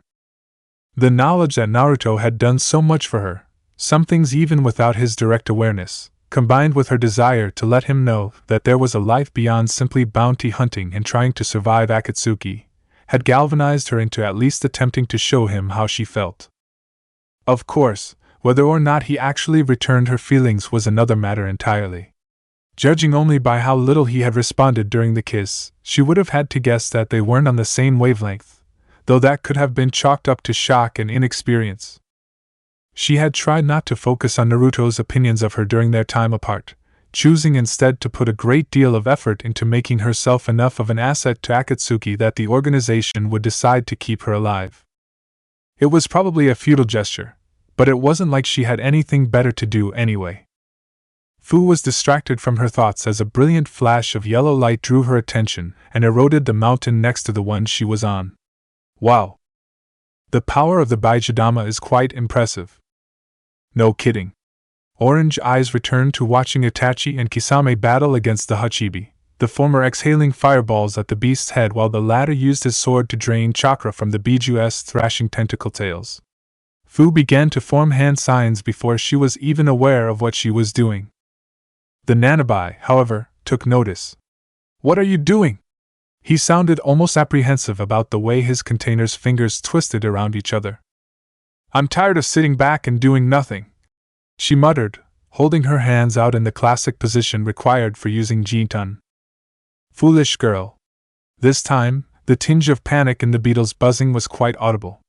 "While I have no issue with putting the Hachibi in his place, his capture brings us one step closer to death. They'll eventually capture the Hachibi, with or without my help." Fu shot back, sweat beginning to trickle down her face. "Kakuzu said that Itachi and Kisame are the strongest pair within Akatsuki. They wouldn't have been sent if they couldn't do the job." "Then let them do it. You are risking both of our lives by interfering." "I don't care. What will be, will be." If nothing else, Kakuzu's pragmatism had certainly rubbed off on his female pupil. "Now shut up, I'm trying to concentrate." Fu had discovered that it was easier to manipulate the form the atomizing powers granted to her by the Nanabai took after summoning them in the geometric shape described by the scroll Pain had given her. It was too difficult to focus on the tri-elemental nature manipulation and the shape manipulation simultaneously, so after creating a square pyramidal base of dust release in her hands, she could change the form to something more useful to the situation. Unfortunately, it was still an art in the making, requiring some measure of concentration, and the Seven Tails' buzzing panic wasn't conducive to what she was trying to achieve. After another several moments, the technique was straining against her hold on it. She released it with a powerful burst of chakra. "Jintan, Kyuryoden no Jutsu!" A massive dragon erupted from her hands, opaque and grayish-brown in color. It roared through the air and crashed through two of the Hachibi's tentacles, disintegrating them upon contact. Fu almost wished that she was close enough to see the surprise on Kisame's and Itachi's faces. Well, if Itachi had the capacity to display emotion, anyway. In the back of her mind, she hoped that her assistance in the capture of the Hachibi would be noted and added to her list of useful qualities as a reason for Akatsuki to not kill her. The diversion apparently did its job, for Itachi took the Biju's lull in attacking to cause great swathes of black flames to erupt all over the Hachibi's skin. Simultaneously, all the water in the area rose up and encompassed the Biju, trapping it in what Fu guessed to be some sort of enlarged water prison technique. Strangely, the black fire continued to burn the beast's skin, despite being underwater. Though it was difficult to tell what was happening, Fu watched as Kisame stepped into the bubble of water, and soon enough the Hachibi was shrinking down in size. Water splashed down into the valley of mountains as the forms of two humans became distinguishable, the Hachibi Jinchuriki and Kisame. "Now that you have assisted the enemy in accomplishing their task," rasped the Nanabai acidly, "perhaps you will finally heed my advice and leave." "Yeah, I think it's time to go. Bounties to turn in, after all," she thought, patting the side of her cylinder, where the scroll containing a plethora of sealed corpses was hidden. "Foolish girl, you will come to regret this mistake." "We'll see." Then she took off, crossing the mountains as quickly as possible. Blood-red and beady yellow eyes followed her path as she left. "Should we follow her?" Itachi was silent for a long moment. "No," he replied at last. "She is not our assignment." Unspoken, the Uchiha mused that Fu's escape would prolong the amount of time he had to work up a plan to save Naruto from an unnecessary death. Missing nin, who roamed the world by their very nature, were far more difficult to track down than shinobi belonging to villages, such as the Hachibi Jinchuriki. The amount of time it had taken Kakuzu to find the Rokubi Jinchuriki was proof enough of that. All he could hope was that Fu and Naruto could endure until he could arrive at a solution. "Come," he intoned. "We should contact Leader Sama and have Zetsu bring the body to base before he awakens. I have no desire to restrain the Hachibi a second time." As you say, Itachi. Personally, that was the most fun I've had in a while." The raven-haired male didn't respond. Kisame's definition of fun had always been a bit peculiar, blood-red eyes flickering once more in the direction Fu had disappeared in. "Survive." Naruto sat at one of the many round, wooden tables in the bar, back to the rest of the patrons. Mildly irritated, he took to stirring his tonic water with his straw, ears pricked for any indication of interesting or informative conversation. Even if he could drink alcohol, he was still underage, though a quick henge would render that fact inconsequential. He would rather remain sober by not imbibing. Keeping his faculties about him was important while deep within enemy territory. Despite having eagerly agreed to Pain's request, Naruto had become extremely grumpy since infiltrating the Hidden Rain, a task that had been surprisingly difficult to accomplish. Years of warfare and invasion had taught the citizens to be wary of any outsiders, and the borders of the small nation were under constant surveillance. Hanzo's legendary paranoia probably lent some explanation to the heavy guard as well. Eventually, he had opted into using Mizugakure no Jutsu to slip into one of the drainage streams leaving the Hidden Rain. Travel against the flow of liquid had been slow going, but he'd managed to slip into the village undetected after some effort. That had led to him wandering the village in an attempt to get any relevant information to accomplish what Pain had asked of him. Most of his irritability stemmed from the simple misery that Amegakure exuded. Aptly named, rain never seemed to stop falling in the village, or the country, for that matter, and the relentless downpour made roaming the streets an unpleasant venture. Displeased with the climate, Naruto had walked into the first shop he found, after taking off his slashed hideate and using henge to alter his hair color, and bought a rain slicker to toss over his clothes. As he had continued to meander around the Hidden Rain, he'd wondered why Pain would even want to liberate a place that was so steeped in despondency. He took a quick sip of his drink in an attempt to draw his thoughts away from something so depressing. Perhaps that was exactly why Pain wanted to take over Amegakure, to provide a better opportunity for the people of his homeland. Not that he knew exactly what the orange-haired man could do to improve the lives of the denizens of the Hidden Rain, but it certainly seemed logical. He could sort of empathize with that feeling. Before he had left Pain's tower in Odogakure, Konan had approached him with a small book. She had informed him in a rather bland voice that continuous combing of Orochimaru's archives had revealed a small source of information on the Uzumaki clan, and all of it was contained in the text now in his hands. Naruto had left the hidden sound with a quiet but appreciate thanks for the blue-haired woman, blue eyes already delving into the history of the family he had never known. His reading had revealed Uzushigakure, the former home of his clan, and in a decision driven more by curiosity and emotion than sensibility, he had opted into a detour to the land of his ancestors, after receiving the bounty on Utakata, of course. The destruction that had greeted his eyes hadn't been all that pleasant to view. The village hidden in whirlpools was nothing but collapsed buildings and flowing water. Naruto wondered if it was strange that the sight of his ancestors' homeland didn't stir up any feelings in him, but then chalked up his apathy to a lack of attachment to his clan. The name Uzumaki didn't really mean anything to him, merely serving as a surname. Fu had never revealed her family name and Kakuzu had renounced his, so what should he care for his? Still, he had thought, sparing one last glance for Uzushigakure, maybe with his newly offered potential for a life after Pain's plans came to fruition, the hidden whirlpool would have something to offer. It might be nice to have a base of operations for him, and food to live out of. Naruto jabbed his straw into his glass harder than strictly necessary, ridding himself of the memory. He was getting ahead of himself again, and he had a job to do. The scraping of chairs behind him alerted him to the fact that the two shinobi he had been eavesdropping on were leaving. He waited a moment before throwing several coins on the table to cover his drink, and then followed them out, immediately pulling the hood of his rain slicker over his head as he left the bar. Disappearing into an alley, he cloaked himself in the hiding and camouflage technique and took off after the pair. Amegakure, aside from being rainy all the damn time, was also a very confusing place. Metal skyscrapers were built practically on top of each other, all with twisting mazes of pipes trailing from top to bottom along their sides. Combined with the constant downpour, the dull gray metal of the buildings only added to the dreariness that the hidden rain emanated. The closeness of the skyscrapers also created thin streets to walk on, and there was little in the way of awnings to escape from the rain. Dark corners and slim alleyways were commonplace, providing a plethora of hiding places for anyone willing or able to squeeze into them. If he wasn't a ninja, Naruto might have been worried about getting mugged. The blonde scowled slightly as he walked along.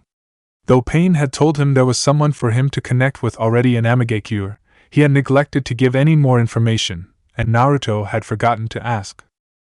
Finding the man had been his priority, but with nothing to go off of, achieving that objective was as likely as finding a needle in a haystack.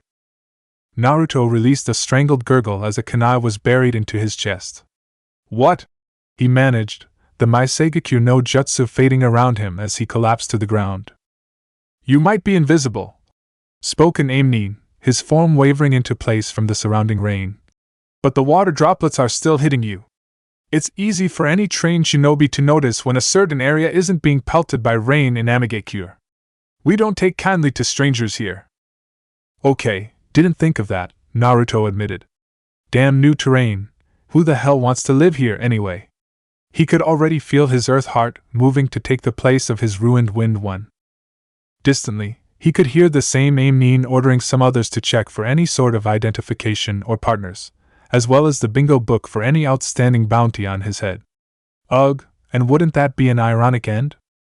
He ran through a mental tally of what he could do in his head. With all the rain, he was unlikely to be able to use his fire jutsu effectively, and the metal structures and lack of wide space eliminated earth jutsu as well. Given the destruction storm release was likely to cause, that was also out. That left lightning, water, and wind, not to mention Jiangsu. Subtly, he formed hand signs beneath his body, channeling his chakra into the puddles sitting in the cobblestone path. Suetun, Mizu Kamakiri.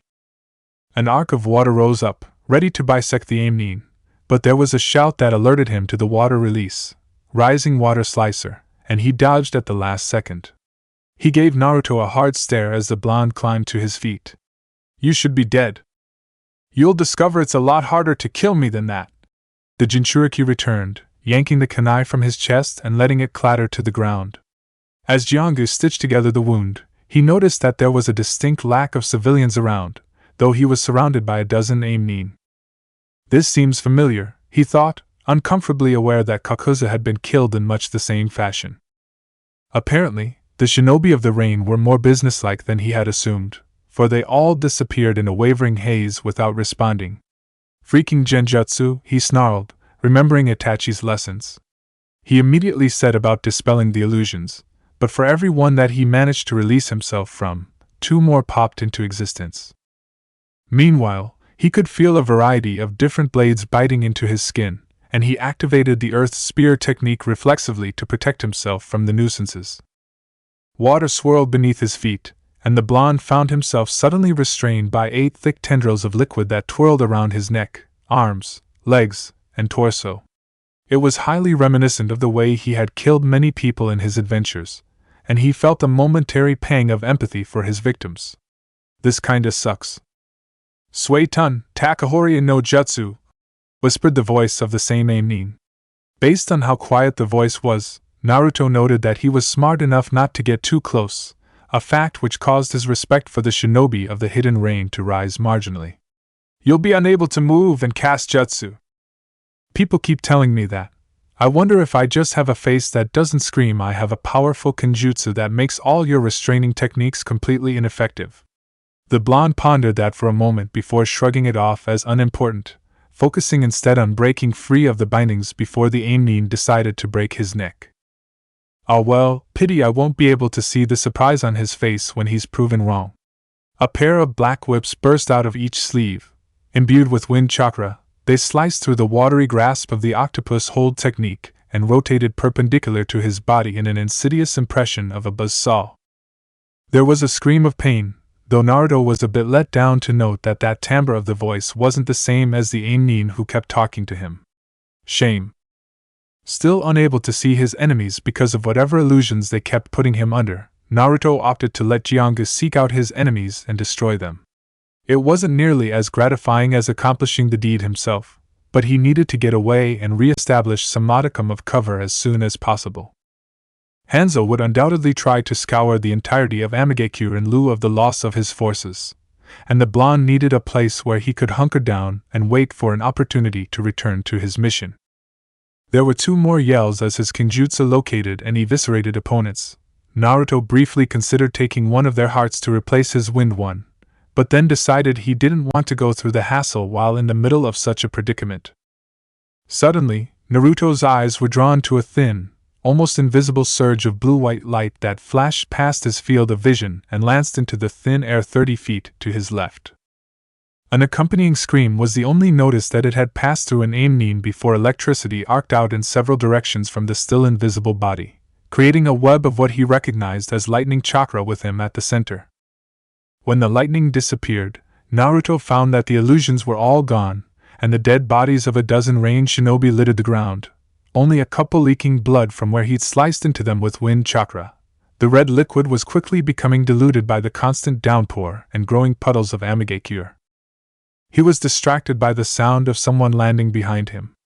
Black tendrils snapped to attention, but Naruto paused in his assault when he took in the appearance of the person.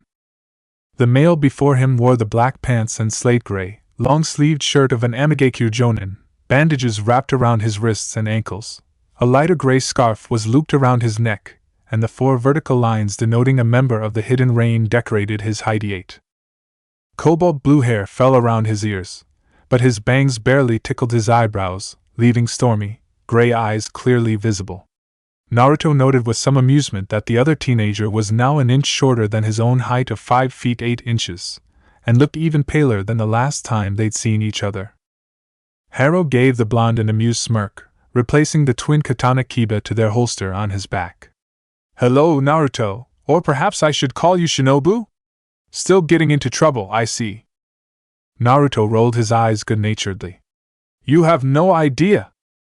Nagato was grateful that it took very little concentration to actually keep both the Gentishin no Jutsu and Fuin Jutsu, Genryukyufugen, active.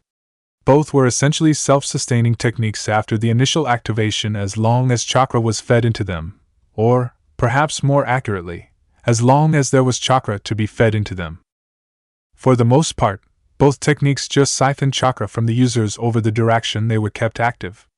Either way, it allowed for his mind to wander, and simultaneously ignore Heiden's inane rants, Tobi's nattering, and Deidara's proclamations about art, and focus on the decision he had made regarding Naruto as the Hachibi was sealed within the Geto Mazo.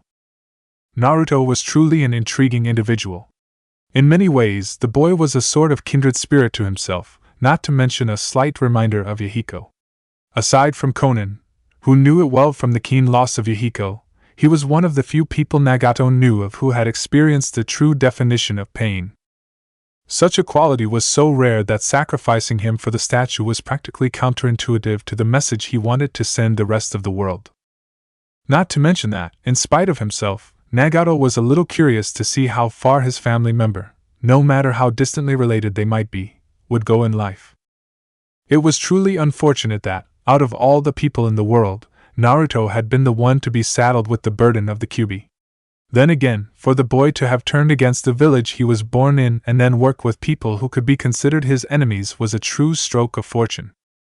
Given the results, Nagato's decision to keep an eye on Kakuzu as a potential recruit to Akatsuki all those years ago had turned out to be a very good one. Nagato wasn't stupid or naive enough to believe that the core members of Akatsuki would remain as such once his true plans came to fruition. They were all S-class missing nin, and with the exception of Conan, all of them were far more interested in murder, mayhem, and destruction than in world peace, no matter how it was achieved. Haydn would return to trying to spread his religion, Sasori would continue to pull strings in all the villages and collect more humans to increase his puppet collection, Kakuzu would go back to bounty hunting for profit. The most logical conclusion was that everyone would return to what they were doing before joining Akatsuki. But Naruto, and Fu, to a lesser extent, was different. The boy clearly held an attachment to Kakuzu, and it was possible that he would follow in his mentor's footsteps if allowed to live. However, given the former Takinin's personality, the likelihood of the two thread users traveling together seemed small. Naruto understood some aspect of how pain operated and thought, and it was possible that after his revenge against Konoha was sated, he would be willing to work for the benefit of Amegakure, once Hanzo was dead, of course. It was this that made him and the girl, who was likely to follow him, valuable. While sealing the Nanabi and the Kyubi into the demonic statue of the outer path would certainly grant Akatsuki more power, keeping two trained Jinchuriki with their respective Biju bolstered Nagato's forces immensely more than killing them. There were ways around their death, of course. As a wielder of the Rinnegan, Nagato could simply use Geto, Rinne Tensei no Jutsu to revive both Naruto and Fu after extracting their Biju, but there were issues with that. For one, the Samsara of Heavenly Life technique required a simply ridiculous amount of chakra and energy, and Nagato was already in poor health as it was. He didn't think it would outright kill him to bring back a mere two people, but given his already shortened lifespan, that option was less than optimal. Not to mention that the reincarnated Jinchuriki would be short their Biju, and thus less powerful and less useful than they could be otherwise. And while there might be ways to reseal the Biju into their hosts from the Geto Mazo, doing so seemed counterproductive. Keeping Naruto and Fu alive was just easier and more sensible. But keeping them alive had its own problem, namely, Uchiha Madara, the man beneath Tobi's mask. Neither Conan nor Nagato trusted the supposed co-founder of Konoha. He was simply providing them a means to an end with the Biju. But now that the gray-eyed man had come up with an alternative method of enacting his own plan, his and Madara's goals were at odds. The man hadn't explained why it was vital that all of the Biju be sealed within the statue, but Nagato knew that there was no way to dissuade him from that objective. It made him highly suspicious of the Uchiha's motives, especially since he had pitched the idea of a kinjutsu that could do all they desired without sealing the Nanabi and Kyubi, and Madara had shot it down. If his true goal was aligned with the fake one Nagato had set up for the other Akatsuki members, or even his own goal, then there should have been no reason for the Uchiha to reject the proposition. After all, if he had accepted, they could have used the kinjutsu almost immediately after sealing the Hachibi. But given that Madara had insisted on the remaining two Biju and Nagato knew they weren't needed, the Uzumaki finally had a reason to go against the other man's plans. The body of the Hachibi Jinchuriki hit the floor of the cavern with a dull thump. Pain blinked his ringed eyes once. "Our task is almost completed," he announced. "Zetsu, find the girl and report back when you've done so. The Nanabi must be sealed before the Kyubi." "We're so close." "Celebrate later. We have work to do." The plant man's image fizzled out. "The rest of you, continue on with gathering funds." There was a brief curse from Haydn about how blasphemous such an action was, but Pain ignored it. "We will reconvene when the Nanabi is ready to be sealed." The other members took that as a sign of dismissal, their projections fizzling into nothingness. Conan's image remained lit. "You're sure you want to do this?" "Yes. It is clear that our ideals no longer align, and we are a mere step away from completing our objective." Pain focused and reactivated the magic lantern body technique, making sure to resonate the jutsu with only a handful of rings. In short order, the multicolored forms of Kakuzu, Haydn, Itachi, and Kisame were standing in their respective positions upon the Geto Mazo's fingertips. "What the hell?" Haydn voiced in irritation. "Why are we back here?" I have a special assignment for the four of you and Conan. There is a member within our ranks whose views no longer agree with Akatsuki's, and he must be eliminated. Who is the target? Kakuzu inquired. Gray eyes flickered over to him. Tobi. Kihe, I'll almost be a little sad to see him go. Kisame snickered, sharp teeth bared in a smirk. He brought a bit of light into this gloomy organization. Where are the artist fags? Hayden cut in. I don't believe they have the same stake in this mission as the rest of you do, Pain responded. His eyes once more met Kakuzu's, and the bounty hunter inclined his head in understanding. Pain knew that the taller shinobi would fight for Naruto's right to live, and Hayden would fight alongside him simply for the opportunity to shed blood, and not have to collect money. Trusting Itachi and Kisame was a bit risky, but given that both had taught the blonde at different points, he was relying on the two having forged some sort of connection with Naruto to motivate them to fight against Tobi. Deidara and Sasori had no such history with the boy. From his periphery, Pain thought he caught the slightest narrowing of Itachi's blood-red eyes. The Uchiha was even more difficult to read than Kakuzu, his body language and vocal intonation giving nothing away. It was impossible to tell whether he was insulted at the prospect of having to take down a fellow member of Akatsuki or excited for the opportunity to once more measure his capacity. You will all have to remain close to Otogekure in order to be prepared to partake in this assignment. Conan will be in charge of coordination, and she will brief you all on what to expect. As the blue-haired woman began to talk, Nagato once more allowed his mind to drift. He was doing the right thing. Naruto was too much like both himself and Yahiko to just die when he had the potential to be so much more. He could only hope that, while he freed Amegakure from its current leader, the combined might of Conan, Kakuzu, Hayden, Kisame, and Itachi would be enough to destroy the entity calling himself Uchiha Madara. Meanwhile, Uchiha Itachi listened with only half an ear to Conan's explanation of Tobi's abilities, one distinct thought in mind. Finally. Chapter 20, Usurpation. So, what have you figured out? Haro fixed Naruto with a curious look. He remained standing as the blonde took a seat on the floor of the tower he had led them to, the same tower he'd been using as his base of operations for the past several months. Not that I'm ungrateful to see you or anything, he began. But why are you here? Naruto put his elbow on his knee and placed his chin in the palm of his right hand. I'm your backup. A snort was the response to his glibness. Some backup you are, needing to be rescued. The blonde muttered something unpleasant under his breath that sounded suspiciously like fucking genjutsu. Look, Pain asked me to come here and help you gather intelligence and dwindle down Hanzo's forces so that when he comes, which, by the way, sounds like he'll be doing pretty soon, he won't have to deal with any of the small fries. Pain-sama is finally prepared to liberate Amegakure? Apparently. So, if you'd be so kind as to share. Naruto gestured. Haro settled down cross-legged. See that tower over there? He asked, pointing to a structure in the distance that rose just slightly above all the rest. The tallest one? Yeah. That's where Hanzo lives. I assume you had a bit of difficulty sneaking into the village because of all the patrols, right? At Naruto's nod, he continued, well, Hanzo's tower is under the same kind of constant surveillance, only more efficient. Even in Amegakure, his paranoia is legendary. He doesn't come out to speak to the citizens, and everyone that goes to see him is checked thoroughly by his guards. Naruto raised an eyebrow. If he's so security-conscious and paranoid, how'd you learn all of this? I doubt you were able to just go up to him and ask. The cobalt-haired male smirked.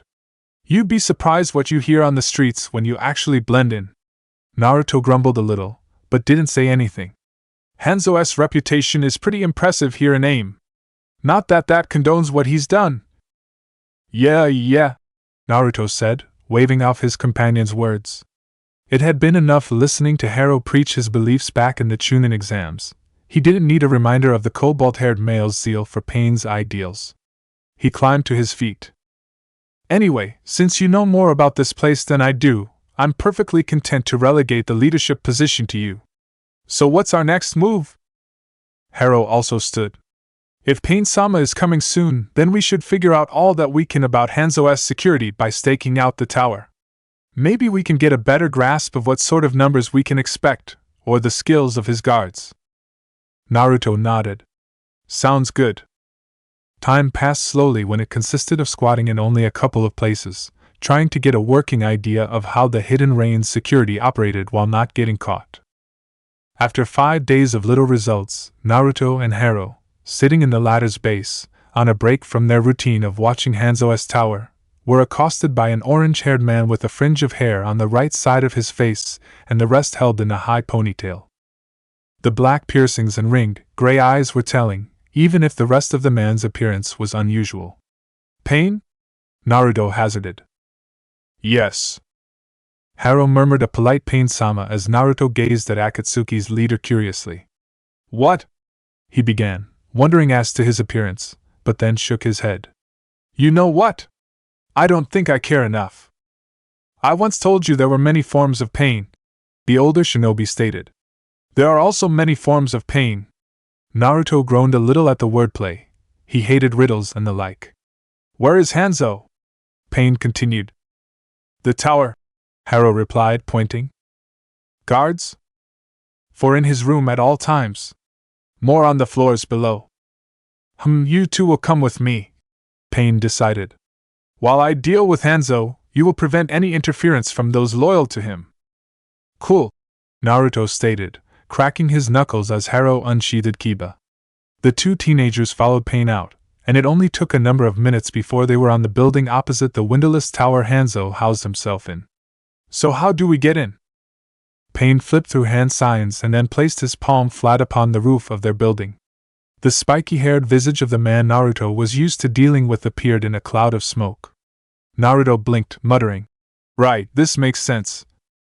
Perhaps one day you will understand, said the spiky-haired Pain. Now is not that time. He held out both hands so that the palms were facing Hanzo's building. Bansho tenin, he intoned. There was a loud screeching of metal that lasted several seconds before a massive chunk was ripped from the side of the structure. Two Aimnin leaped out of the opening, but Haro crossed his twin katana together and uttered, Raitun Raiga. Blue bolts of electricity arced out, and struck the two rain shinobi squarely in the chest. Naruto was already running through hand signs and inhaling a deep breath of air as the remaining two guards appeared in the hole Pain had created. Futon Shinkarenpa. Slices of wind at varying angles burst forth from his mouth and entered the tower, making small grooves in the metal as they passed and shedding the blood of the Aimnin. Hanzo appeared after a moment, stepping over the corpses of his men, his strange eyes reminding Naruto eerily of Kakuzu. You, he stated, looking at the spiky-haired Pain. I had thought you dead. More ninja were rushing up the stairs to stand behind Hanzo as backup. Pain remained unfazed. You thought wrong, he returned, and now your time has come. Some unspoken understanding passed through the leaders of the two Hidden Rain factions. At the same moment, an instant before they jumped to take their battle deeper into Amegakure, both men ordered, Kill them! Naruto and Haro were suddenly left facing a small force of Hanzo's personal army. Lightning crackled in the sky as Haro manipulated one of the weapons of the legendary 7 shinobi swordsman. Wind swirled in a deadly storm with Naruto at the eye. The two boys exchanged dry grins, and then let loose their attacks. Reido Jutsu, Rakurai! Futon, Furioden no Jutsu! Blood painted the walls of Hanzo's private tower. Kakuzu resisted the urge to growl as Tobi's body phased through yet another attack, Haiden falling through the masked man and getting sliced by the wind from a futon, Atsugai. The thread user would have never guessed upon his inception that, given his personality, Tobi was such an accomplished shinobi, though he supposed that the man had to have some skill to warrant becoming a member of Akatsuki, but the evidence spoke for itself. His mastery of space-time ninjutsu, techniques Kakuzu had written off as all but rumors, barring the summoning technique, was beyond impressive, not to mention aggravating. Conan's brief rundown of the man's abilities had only slightly prepared him for what the reality entailed.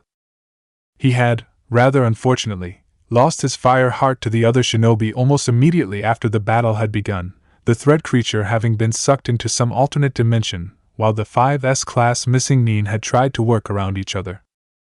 That, however, had been the only heart he'd lost thus far after choosing to recall all but the wind heart, which was zipping around out of Tobi's reach, too fast for him to catch. The fight had eventually settled into a sort of cat-and-mouse game between the 5 Akatsuki members and Tobi.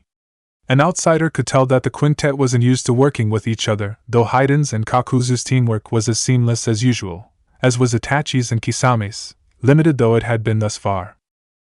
The problem, Kakuzu thought, was that while they were all strong in their own right, Tobi wasn't a shinobi who fought with strength, and there wasn't much crossover in abilities in the quintet. S-class Nuke Nin were, by nature, arrogant and resistant to working together. Still, they had managed to work out a strategy that, while having no success thus far, gave them the best shot of coming out victorious. Haiden, with his preferred method of fighting, was serving as a sort of distraction in a very frontal assault, attempting to lure Tobi into an attack. If his scythe ever connected, the battle would essentially be over, but given Tobi's phasing abilities, that outcome was a fool's dream at best.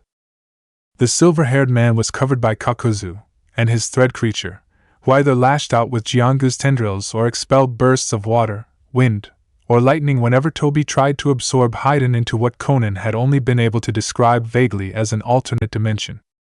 In any other situation, the old thread user might have been overjoyed at finding a method to rid himself of Haiden, but given the circumstances, he knew it was better to keep defending his partner, hoping to hit Tobi in the moment the masked man was tangible.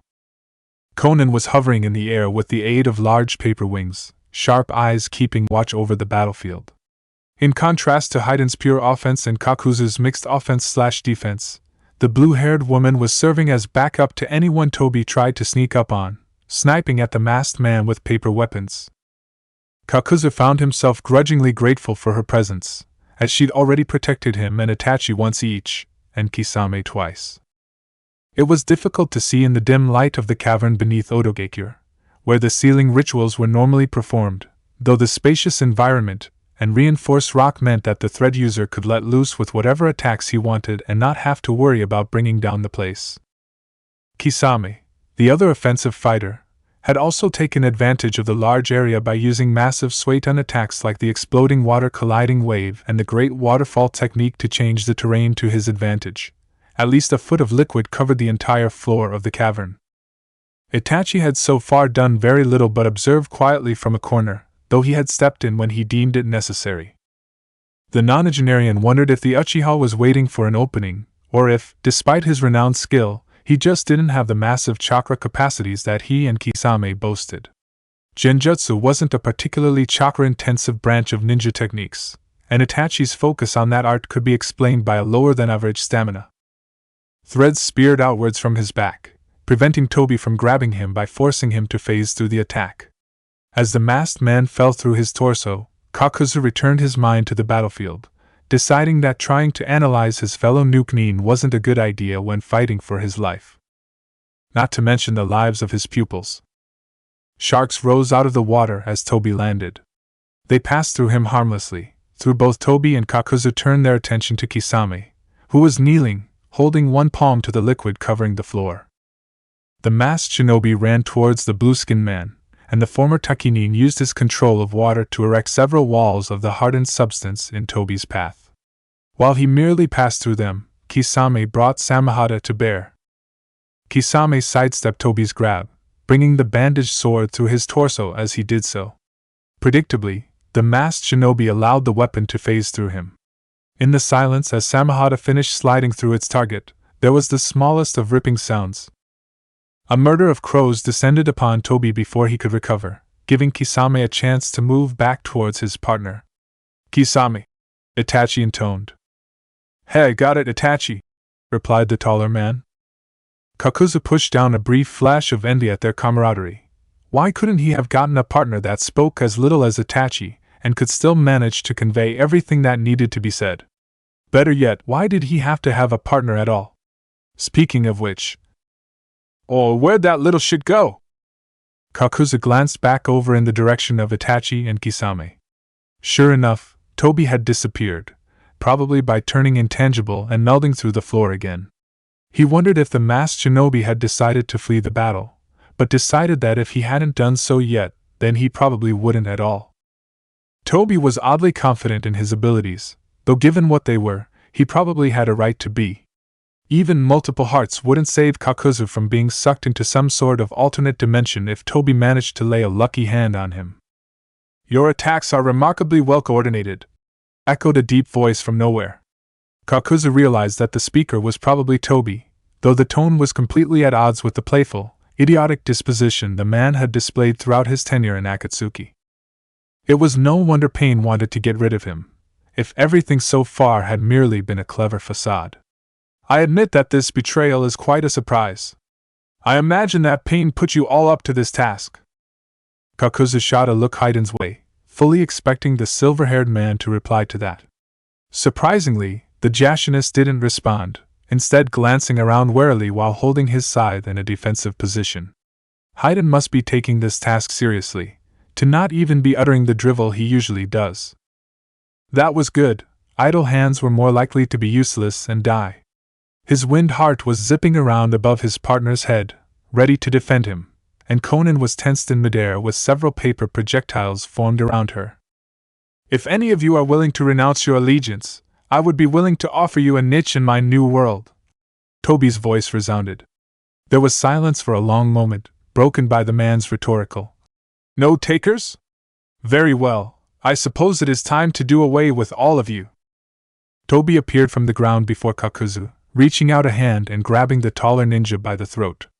Instead of retaliating, Kakuzu allowed himself to feel the tug of being pulled into another dimension. When it appeared as if his entire torso was going to disappear, his form lost cohesion and turned into water. Kisame took the time his fellow Nukenin had granted him and held out his hands, the heels of his palms held close together, fingers bared like claws. "Suetun Daikoden no Jutsu!" A monstrous shark made entirely of water was thrust from his hands, its maw open to close over Tobi. The masked man activated his phasing ability to allow him to pass through the liquid creature, but part of the way through, it became apparent that he was being carried along by the fish's momentum. Simultaneously, orange-red chakra flared to life around Itachi, encasing him in the form of an ethereal warrior. A blazing yellow sword appeared in one of its right hands, and as Kisame's shark splashed down, the weapon lanced out and pierced Tobi's midsection. "You possess the sword of Tatsuka?" he gasped. "How?" "Your space-time ninjutsu uses chakra to make your body immaterial," Itachi intoned. "This became apparent when Samahata passed through you, but absorbed enough chakra to make a rip in your cloak at the end. Kisame drained your chakra with his ninjutsu, allowing me to stab your now tangible body with the Tatsuka blade. Now you will live in an eternal genjutsu, and your machinations will no longer affect the world." Tobi couldn't say anything else as he was drawn into the gourd in the warrior's second right hand. The flames of chakra disappeared from around Itachi, and he subtly wiped a trail of blood away from his eye. "He will be of no concern any longer," he informed the others, watching Kakuzu rise from the water covering the floor. "I will inform Pain that our mission has been accomplished," Conan stated, withdrawing her wings and moving towards the exit. Haiden made a noise of disappointment, kicking at the water around his feet. "Not even a fucking body to sacrifice to Jashin-sama." Kakuzu rolled his eyes as his wind heart returned to him. He picked up his cloak, which he had tossed aside at the beginning of the battle, and wrung the water from it, throwing it over his shoulder. "Come, Haiden," he beckoned, following Conan out. "I feel rather charitable. Perhaps you can find enough sacrifices to appease your god at the Konoha outpost we will visit. I need a new fire heart anyway." "Ha! I knew you'd come around eventually, Kakuzu, you old bastard!" The thread user waited for Haiden to go ahead of him before addressing Itachi and Kisame. "Your help in this matter was greatly appreciated." He wouldn't admit that without the chakra-absorbing properties of Kisame's technique, or the sealing ability of Itachi's, he, Haiden, and Conan would have been unlikely to actually beat Tobi by themselves. Fishbait's an interesting kid. I'd be interested in seeing how far he's come since our last fight." Itachi merely nodded at Kakuzu before adding, "His life is his own now." How very true, Kakuzu thought, leaving the pair behind. Pain returned to the tower that Hanzo had formerly inhabited through the hole he had blown in the side, using the Deva path as his representative once again. Naruto and Hero stood stiffly at attention, and if either one was interested in commenting on the fact that Pain was back to using the spiky-haired body, either mentioned it. "Amegakure is free," he announced. "Congratulations, Pain-sama," Hero murmured, bowing slightly. The orange-haired man inclined his head in acknowledgement of his subordinate. "There are still things to be taken care of, but there are some other matters which require attending first." Ringed eyes fixed Naruto with an unwavering gaze. "Zetsu found your associate crossing the Land of Earth border into the Land of Stone. I would like you to bring her here. She will be more receptive to your presence than his." Naruto didn't doubt that. "Sure thing." He left as Pain's attention swiveled to Hero, discussing what needed to be done while they awaited his return, which included cleaning the tower of the blood and corpses of Hanzo's followers. Its proximity to the Land of Rain and small size meant that it took only a half-day to actually get to the Land of Stone and begin searching for Fu.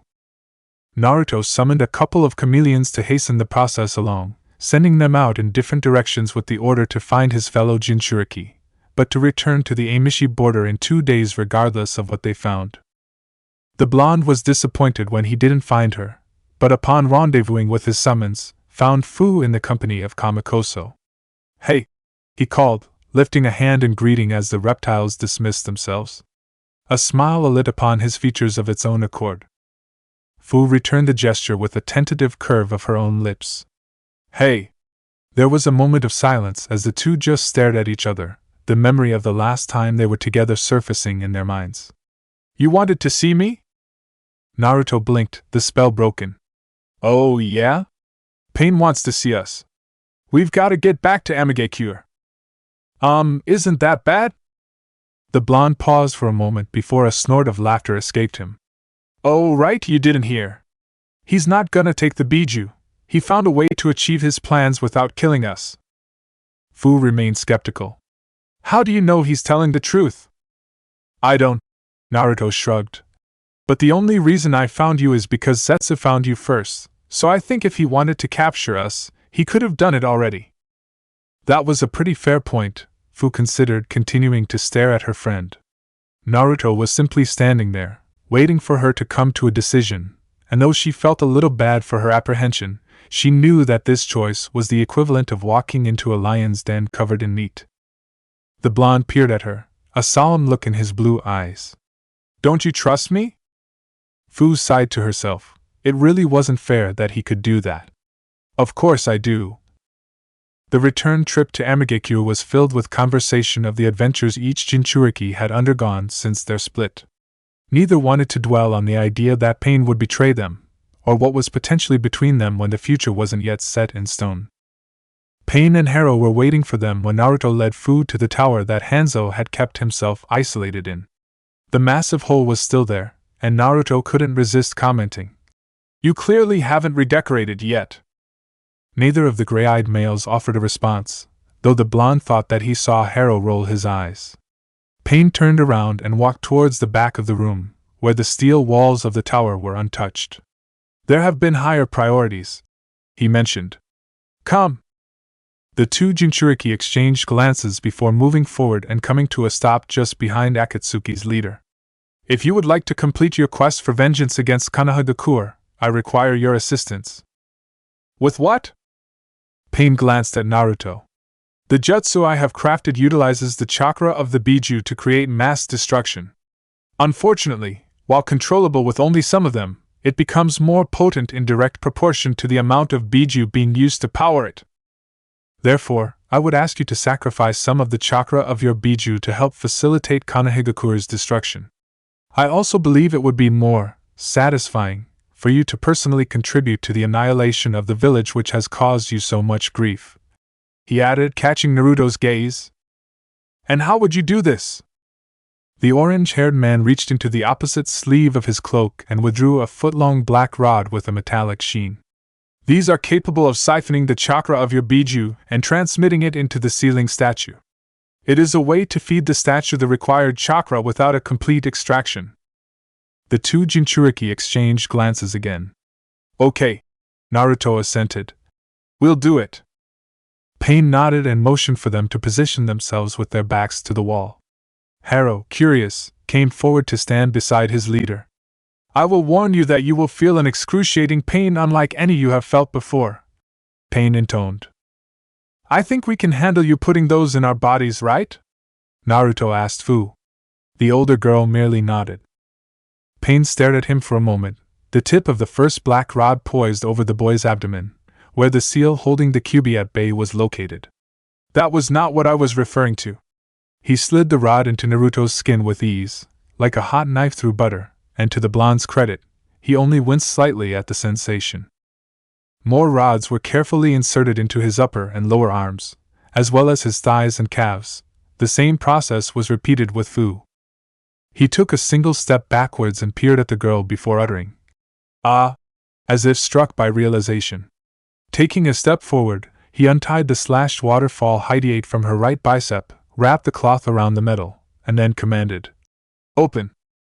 She did as he bid, and Pain slipped the forehead protector into her mouth. She bit down on it reflexively. He approached Naruto and went through the same motions. "A precaution," he assured them. To Haro, he said, "Watch them. Make sure the ritual remains uninterrupted." The cobalt-haired boy nodded, and then Pain left. Minutes passed, forcing Naruto to wonder when Pain would begin activating whatever technique it was that he had come up with, and why he had to leave to do so. Fu's muffled screaming cut off his train of thought. His own body began to heat up, as if fire filled his veins instead of blood. The Kyuubi's chakra, as much a part of him as his own chakra, blood, organs, and flesh because of the seal, was slowly being sucked out of his body. Were he capable of forming a cohesive thought, he would have been forced to admit that Pain had been right. It was the most excruciating agony he had ever been forced to endure, even surpassing the pain Jiangu had caused him. Across the hidden rain, the sound of two Jinchuriki having a part of their very being pulled from their bodies echoed in the ears of the newly freed citizens. Danzo was in a rather foul mood, though he refused to let it show outwardly. Tenzo had missed his last 2 scheduled check-ins, a feat that was unheard of in the man's ANBU career. It could only mean one thing. He was dead. It was a horrible, frustrating conclusion to come to, given Tenzo's skill and special abilities. The loss of Hyuga Niji some time before that had been regrettable, though not as lamentable as the loss of the wood user.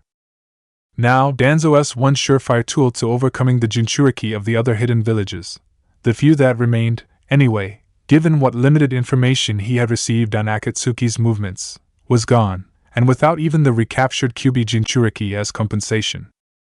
Tenzo's death and the Kyuubi Jinchuriki's freedom didn't bode well for either Danzo or Konoha. The boy was clearly strong enough to defeat an elite ANBU, apparently without even having to draw on the Kyuubi's chakra, given that suppression of the Biju would have significantly weakened him. For the boy to have left Konoha and never returned spoke of either severe distrust or dislike of the village hidden in leaves. Danzo would have to begin drafting some more secure defensive measures than those already in place in order to prepare for whatever might come. A massive pulse of chakra disrupted his thoughts, right before the windows of the Hokage's office exploded in a shower of glass. Danzo managed to replace himself with a chair on the opposite side of his desk, using the wooden construct as a shield to protect himself from the shards. One of his rude agents leapt down from the ceiling and knelt beside him. "Danzo-sama, are you injured?" "No, but I want to know what that was." He stood up and looked outside the broken windows, and the sight before him caused his one visible eye to widen considerably. An enormous bipedal, wooden-looking statue was rampaging through Konoha, though that appeared to be the least of the village's problems. Biju. Danzo didn't know exactly how many, though he could see at least 5 different creatures, were wreaking havoc upon the hidden leaf, chains of golden chakra linked around their necks and leading to the strange statue. As he watched, a head of red fur spewed lava over the Konoha hospital, while a bluish-white head expelled a wave of greenish-tinged liquid at the academy building. It was dissolved within seconds. Danzo jumped from the Hokage tower just as a burst of wind struck it, vaporizing the upper levels instantly. The aged man looked up to find a gigantic blue and green beetle with 6 wings and a whip-like 7th tail hovering overhead. Unlike the other Biju he could see, this one seemed to be composed more of chakra than an actual, physical form, though he had little time to ponder on the difference before he was forced to move. Konoha was a loss, he realized. Given his lifelong goal to unite all the shinobi in the world under Konoha's control, the thought was a rather depressing one. With Tenzo, it might have been possible to restrain a handful of the Biju and maybe contain them, but without him, the likelihood of Konoha's forces being able to scrape together and fight off what appeared to be the entire armada of tailed beasts was practically zero. The Kyuubi's attack a little over 17 years ago had only been halted because of the Yondaime Hokage, and while Danzo was a more than capable Fuinjutsu specialist, crafting so many seals within such a short time span while evading the Biju and expecting to survive beyond the first one was impossible. His best option was to retreat and regroup his forces after Akatsuki, and he could safely assume that this was Akatsuki's doing, finished its business. He began to undo the bolts on the braces of his suppressor seals, knowing that he would need to use his Izanagi to even retain some hope of escaping. The process was cut short by an orange-red paw of pure chakra, and Danzo looked up to find the visage of the Kyuubi staring down at him. Chakra arms rose from the ground and caught the elderly man, and Danzo was forced to sacrifice Shursui's eye to escape and run away. The chakra form of the Kyuubi pursued, and after a brief chase that prevented him from undoing the braces on his arm, Shimura Danzo, Godaime Hokage of Konoha, was no more. Clouded over in death, his visible eye was blind to the sight of the remaining 8 Biju crafting black spheres of pure chakra and launching them at the village he had tried so hard to protect, razing it to the ground. Pain returned to the inner sanctum of Amegakure's tallest tower to find Harrow watching over the forms of Naruto and Fu. The cobalt-haired boy bowed respectfully to his leader, though his face held a healthy amount of concern for his companions. Pain-sama. Yes, I know. Ringed gray eyes observed the 2 Jinchuriki passively. Both were pale and sweating profusely, inhaling air through their noses in short, ragged bursts. Heads of blonde and mint green were hung in exhaustion, and as he watched, the forehead protectors that had been placed in their mouths fell to the floor. Saliva dripped slowly from the mouths of Kakuzu's 2 pupils. Your resilience is most impressive. Ha ha, yeah, rasped Naruto without ever looking up. He chuckled weakly, but his amusement quickly broke off into a long series of hacking coughs. Beside him, Fu only groaned. Your sacrifice was most appreciated, Pain informed them. He asked Harrow to fetch some food and water before approaching the wall the 2 Jinchuriki were pinned to. Black rods were pulled out of flesh and dropped to the floor with a clatter. Both teenagers followed when all the rods had been removed, landing gracelessly on hands and knees. Fu allowed her entire body to slide into a boneless heap, laying belly down on the cool metal. Naruto tried to lift himself up, but moaned at the effort and instead flopped onto his back, eyes closed. Harrow returned with a bowl of water, some ration bars, and a second bowl of fruit, all of which were set before the 2 Jinchuriki. Because of your cooperation, I have finally achieved a goal 3 decades in the making. Konoha? Naruto panted, twitching his fingers in search of food. Harrow unwrapped a ration bar and put it in his hand. Reduced to rubble. Naruto allowed a tired smile to grace his features. His original goal had been to enact his own form of revenge against Konoha by killing its shinobi and then, well, he honestly hadn't planned that far. Konoha had a rather large population, and one man diminishing its forces a couple of people at a time would take a long while to actually hurt the hidden village. But this solution, well, though he hadn't directly destroyed the hidden leaf, he had still played a large and intricate part in its downfall. That didn't even include all of the Konohanin he'd killed over the years as part of his initial plan. He suddenly felt satisfied. Lighter. For years, he had resented the citizens of the Leaf for how unfairly he'd been treated in his youth, and now that his vengeance was complete, the burden he had placed on himself to actually do something was lifted. Though, he acknowledged with a wince, there was something to be said for how painful the mechanism to do so had been. Pain's voice caught his attention. We are not yet done. We're not, Fu mumbled. She sounded like she wanted to do nothing more than take a very long nap. No, reasserted the orange-haired man. The destruction of Konoha was only the first phase of my plan. Naruto opened tired blue eyes and gazed at Pain's upside-down form. Akatsuki's leader was staring down at the pair of Jinchuriki placidly. The second phase involves making sure that the world embraces peace.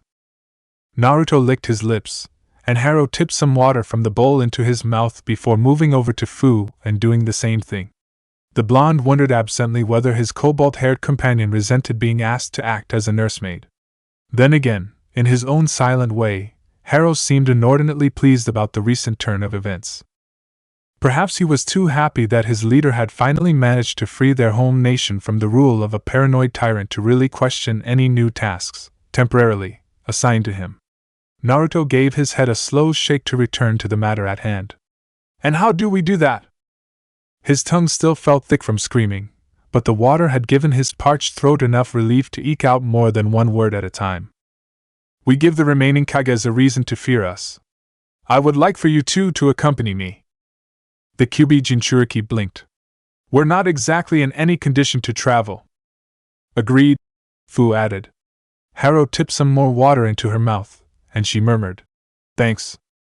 You will recover soon enough, Pain assured them. And your presence will make a greater and better received impact than if I brought other members of Akatsuki with me. Naruto rolled over and then, fighting against every instinct that urged him to remain in his current position, slowly maneuvered himself into a seated position. He grabbed an apple from the bowl Haro had brought, took a massive bite, and began to chew. Though it was phrased oddly, Pain was actually asking if he and Fu would be the ones to continue to see his plans through to the end. Blue eyes met gray. Give us a day. Mifune, samurai and general of the Land of Iron, surveyed the incomplete semicircle of leaders arrayed before him. To his right was the Yondaime Reikage, a dark-skinned, muscled man with white blonde hair, a pointed beard, and a tiny mustache.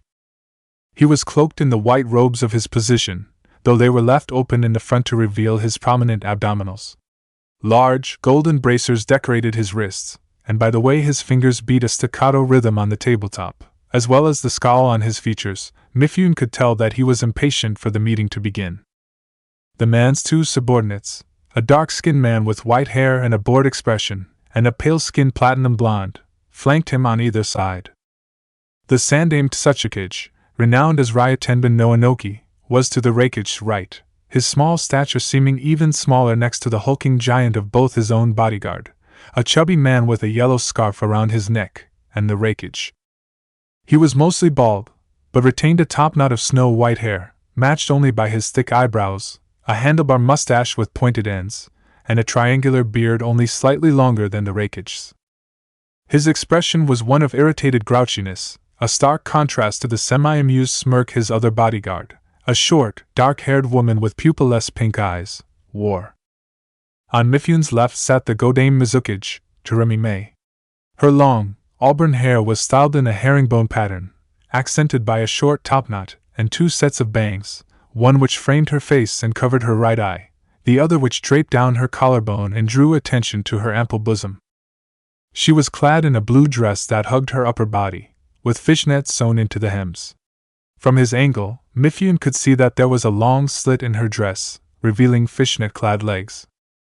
Facial expression as indifferent as the Reikage's white-haired bodyguard, her own accompaniment, a slight boy with misty blue hair and rectangular glasses, and an older man with slightly darker blue hair arranged in a spike and a patch over his right eye, looked nervous and serious, respectively.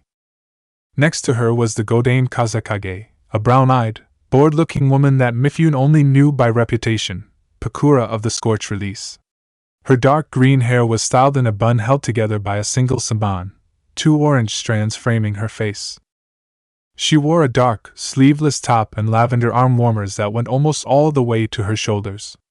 Both of her guards, a stern-looking man with cloth covering the left side of his face, and a younger woman with purple facial markings reminiscent of the Inuzuka clan and a cloth heading covering, appeared as bored as their leader.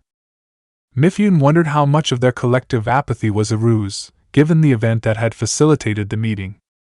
He hadn't been in charge of the last Kage Summit as he hadn't been the leader of the Land of Iron way back when it had taken place, at the end of the Third Shinobi World War. The purpose of the meeting was clear: the empty chair of the Hokage, between the Tsuchikage and Kazekage, giving the room a stark separation. Mifune stood to gather the attention of the collective shinobi. "I believe it is evident why this gathering has been called," he announced. "The recent destruction of Konoha, one of the 5 great shinobi nations, is a worrisome event." "It's the damned Akatsuki!" roared the Raikage, rising to his feet and slamming a fist upon the table.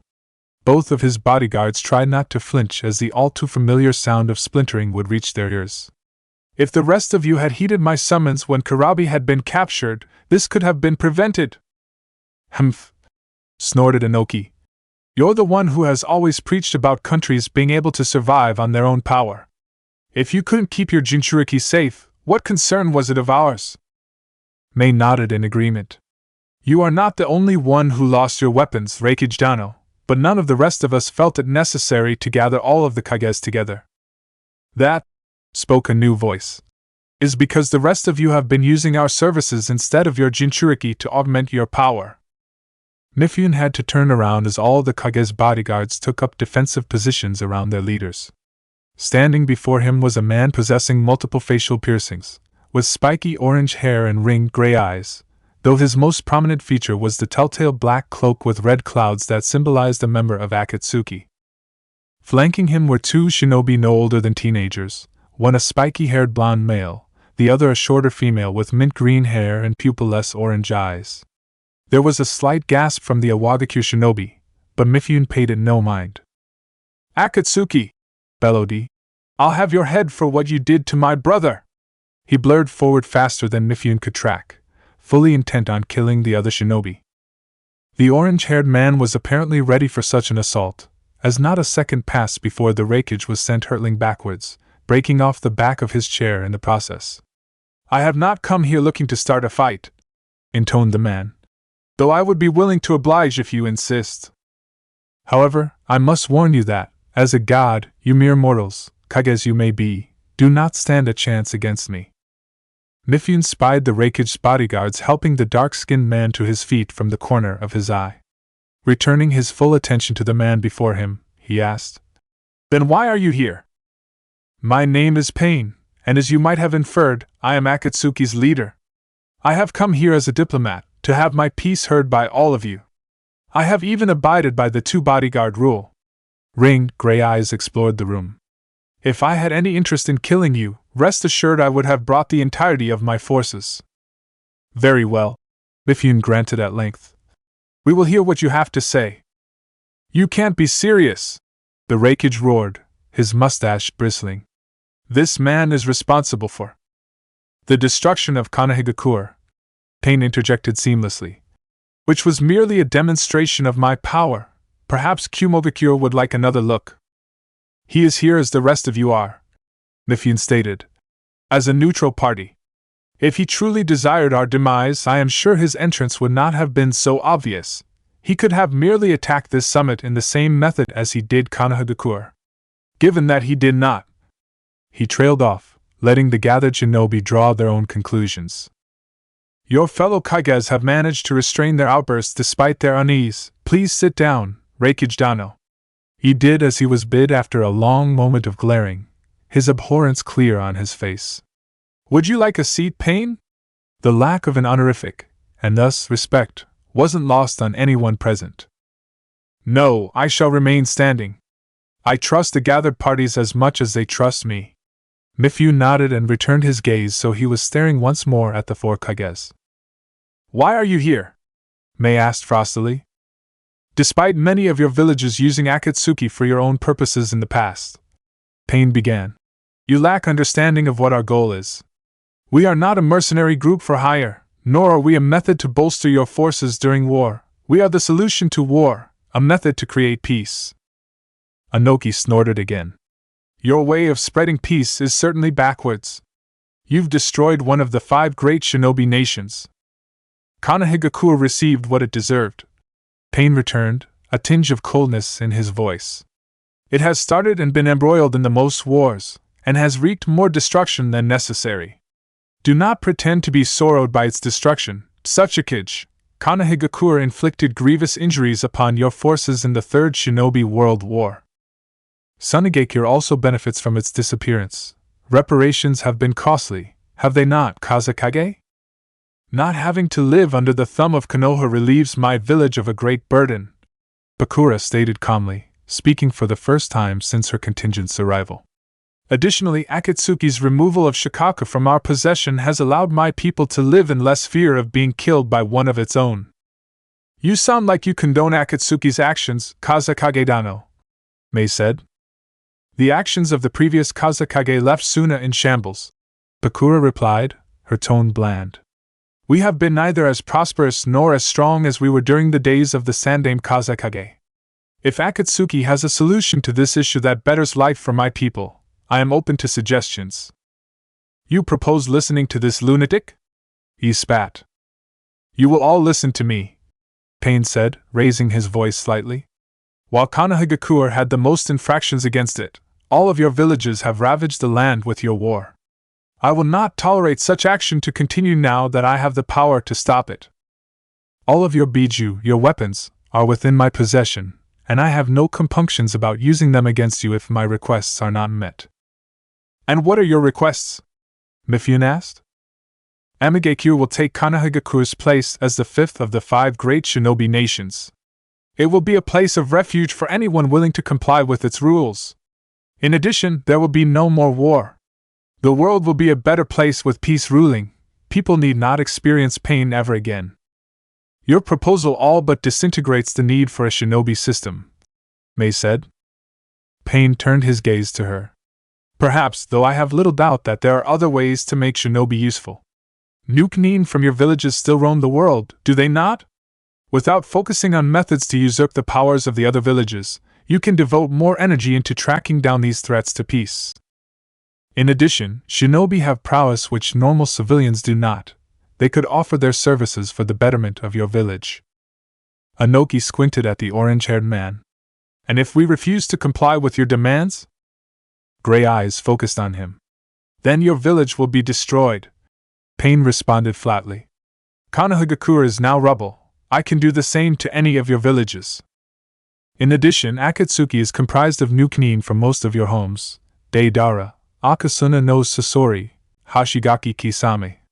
He stated, turning from the Tsuchikage to the Kazekage and Nozukage in turn. They are just a couple of the members within my employ, and I can learn all the secrets of your villages that they know. Anoki's hands gravitated towards each other, a spark of his legendary Keki Toda forming between them at the implied threat. Lightning flashed around the Reikage, and the area around the Mizukage began to become distorted with heat. If that still does not appease you, Fu stepped forward, the beginning of her own Jinten technique appearing in her palms. Naruto was right beside her, a nimbus of glowing energy encircling his clasped hands. You should be aware that the last surviving Jinchuriki work for me. Pain finished. Much of the fight seemed to go out of the room at that announcement, Anoki's dust release dissipating into nothing. She can use Jitan? He gaped. Beside him, the Reikage was exchanging heated words with his dark-skinned guard. Pain placed a hand on each of his subordinates' shoulders, silently telling them to relax. Both released their prepared techniques. The Nanabai no Kabutamushi is the originator of your vaunted Keki Toda, he stated. And the skills of the Kyubi Jinchuriki are even more impressive. He almost added you can test them if you'd like, but opted to let the fact that 2 Jinchuriki were allied with him speak for itself. Mei fixed the pair with a hard stare. You would work for this man, knowing what he has done? Yes, Fu responded without hesitation. His goal is a noble one, and he's offered us a place in his new world. I can offer you more. Naruto laughed, though the sound was far darker than it should be coming from someone so young. Yeah, sure, he replied cynically. The Sanbai, formerly sealed within your Yandame Mizukage, was found in the wild because you had the Jinchuriki killed when it was discovered he had been manipulated by a genjutsu. The Mizukage looked momentarily surprised that he had such knowledge, but quickly schooled her features. Naruto was suddenly grateful he had gleaned some interesting tidbits of information from Pain, who had received his own information from the other members of Akatsuki, about the status of his fellow containers before they had been captured. And the Rokubi Jinchuriki had been declared a nuke-nin from your village for who knows how long. The blonde turned steely blue eyes upon Pakura. Your Jinchuriki was a certifiable head case who believed killing people was needed to prove his existence. A slight shiver ran through Fu at the memory of Gaara, causing Naruto to scowl. He turned to Inoki. You sent a measly 8 shinobi to try and track down your Jinchuriki, who had been all but exiled from your village and was living in the mountains. I know because I killed them.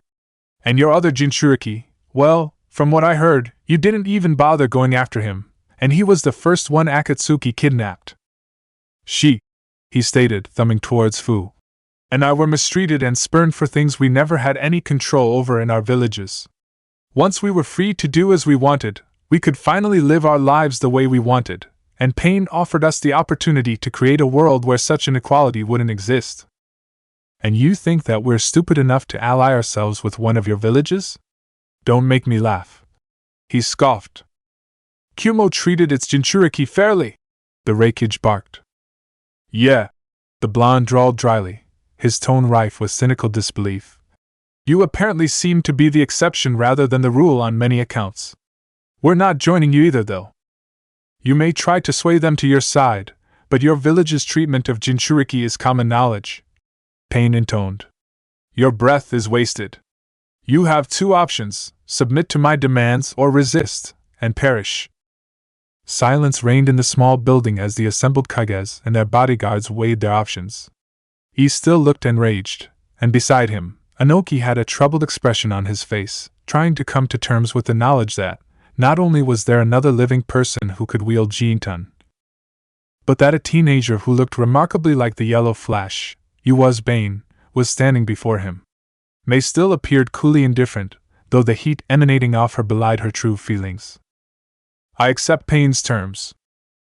All eyes shifted to look at Pakura, whose face was placid. You mean to side with these cutthroats and anarchists? Roared the Reikage. What you perceive as anarchy is merely a clash of our ideals with yours. Pain interrupted. Your wars have ravaged my home. Pakura held up a held, and Pain, curious to hear what she would say, inclined his head in a modicum of respect. The green and orange-haired woman turned her gaze to the Reikage. You are too blinded by the loss of your brother to see the big picture. For one thing, Akatsuki, which until now has been thought to be comprised of mercenaries, has rather unnecessarily followed the rules of the Kage Summit in an attempt to fill in the vacuum left by Konoha's destruction. In a world where this man, she gestured towards Pain, controls the most powerful forces we are aware of, such an action is not indicative of someone bent on world domination. Kumo has also not experienced what it is like to deal with a Jinchuriki who is hated and feared by its village in many years. To have swayed 2 Jinchuriki bearing such past to his side, Pain must have some measure of charisma that they respect. In his quest to create peace for the world, he has removed the concept of Jinchuriki from the nation's possession, thus creating a more equal balance of power among the remaining countries. This will exclude AIM, but given that it already controls the remaining Biju, having 2 active Jinchuriki will make no difference. Perhaps when the Jinchuriki pass on, the Biju they possess will be sealed in the same fashion as the rest? She posed.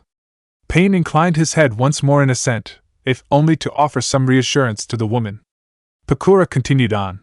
Given that Pain has already reduced Konoha to nothing, he has the power to destroy anything he deems appropriate. As he is proposing a solution which does not use such a devastating methodology, it would be foolish to go against it. I do not necessarily agree with how he went about instigating his idealism, but he has achieved something that the world has yet to see, assuming the rest of you choose to do the intelligent thing and submit.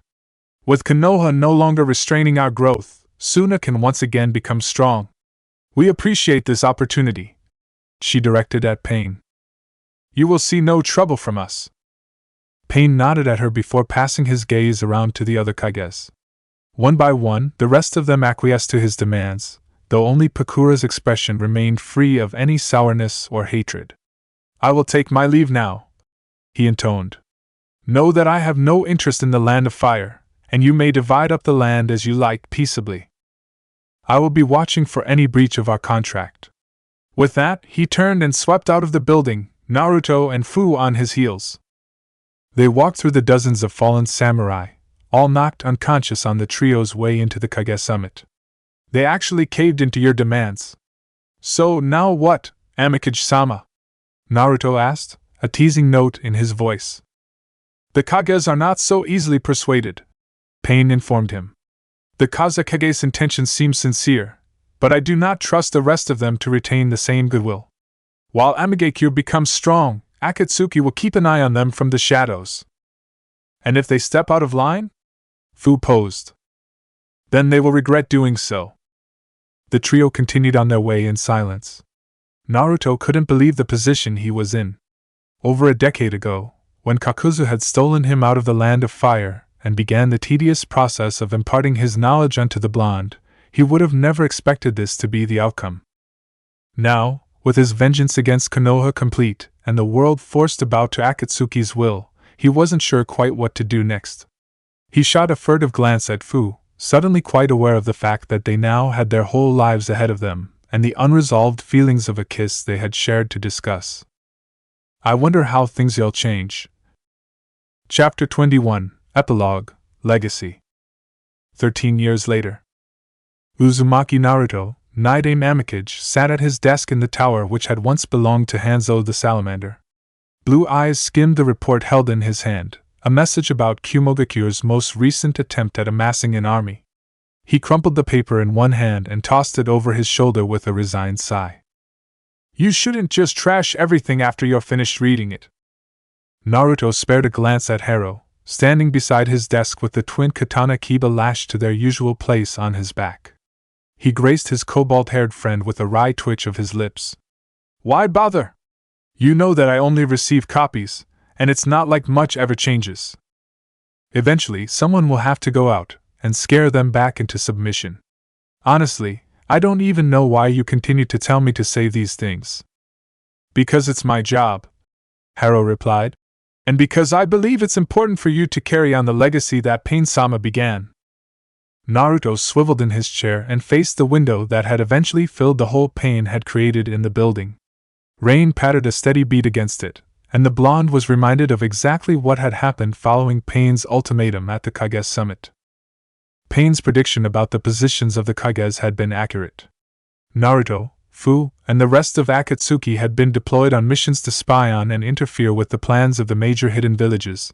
The minor ones such as Hidden Frost and Hidden Grass had been approached by some of the more diplomatic members, such as Konan, or been influenced by one of Sasori's spies to accept unconditional surrender to Akatsuki, to ascertain that they would abide by Pain's wishes. Pain had explained that, while possible to simply impose his will upon the other nations via his kenjutsu, it was preferable to simply have the existing Kages bend to his demands by more subtle methods, such as guerrilla subterfuge. Naruto and Fu were rather grateful for such a decision, as they had little desire to once again experience the excruciating torture the kenjutsu had inflicted upon their bodies. Though the reaction had been subtle, Naruto thought that Pain had been a little surprised at Akatsuki's agreement to continue with his plans, though each member had done so based on personal reasons. Deidara had been excited at the prospect of being able to cause more destruction via his art, and Sasori had followed in an effort to add to his puppet collection. Kakuzu had stipulated that he would get all money he acquired from whatever bounties he killed, which Pain had no issues with, and Haiden had tagged along because traveling with the taller shinobi tended to provide him with more sacrifices for Jashin. Itachi hadn't offered an explanation, merely stating that he and Kisame would watch over Kirigakure's movements. Zetsu had simply wanted to cause mischief and try new foods. Out of all the hidden villages, only Sunagakure hadn't needed any sort of continuous overseeing, the Kazekage abiding by her decision to support Pain. In fact, not long after the Kage Summit, the Kazekage had requested the assistance of Akatsuki in quelling a small rebellion within the Hidden Sand. Some of the people hadn't been overly happy with her decision to kowtow to Pain's demands, and she had explained that having Akatsuki come in to quash the uprising would more effectively convey her position than potentially starting a civil war within the village by doing it herself would. Naruto and Fu, both dressed in the black cloak with red clouds of Akatsuki, and how strange it felt to be wearing that uniform, had been deployed. Haiden was too violent, Sasori still retained a grudge against Sunagakure, and Kisame and Itachi were too far away, to handle the matter. They had done so easily enough, and to the surprise of both Jinchuriki, the Kazekage had, privately, thanked them afterwards for their assistance, and then told them to reassure Pain of her adherence to his demands.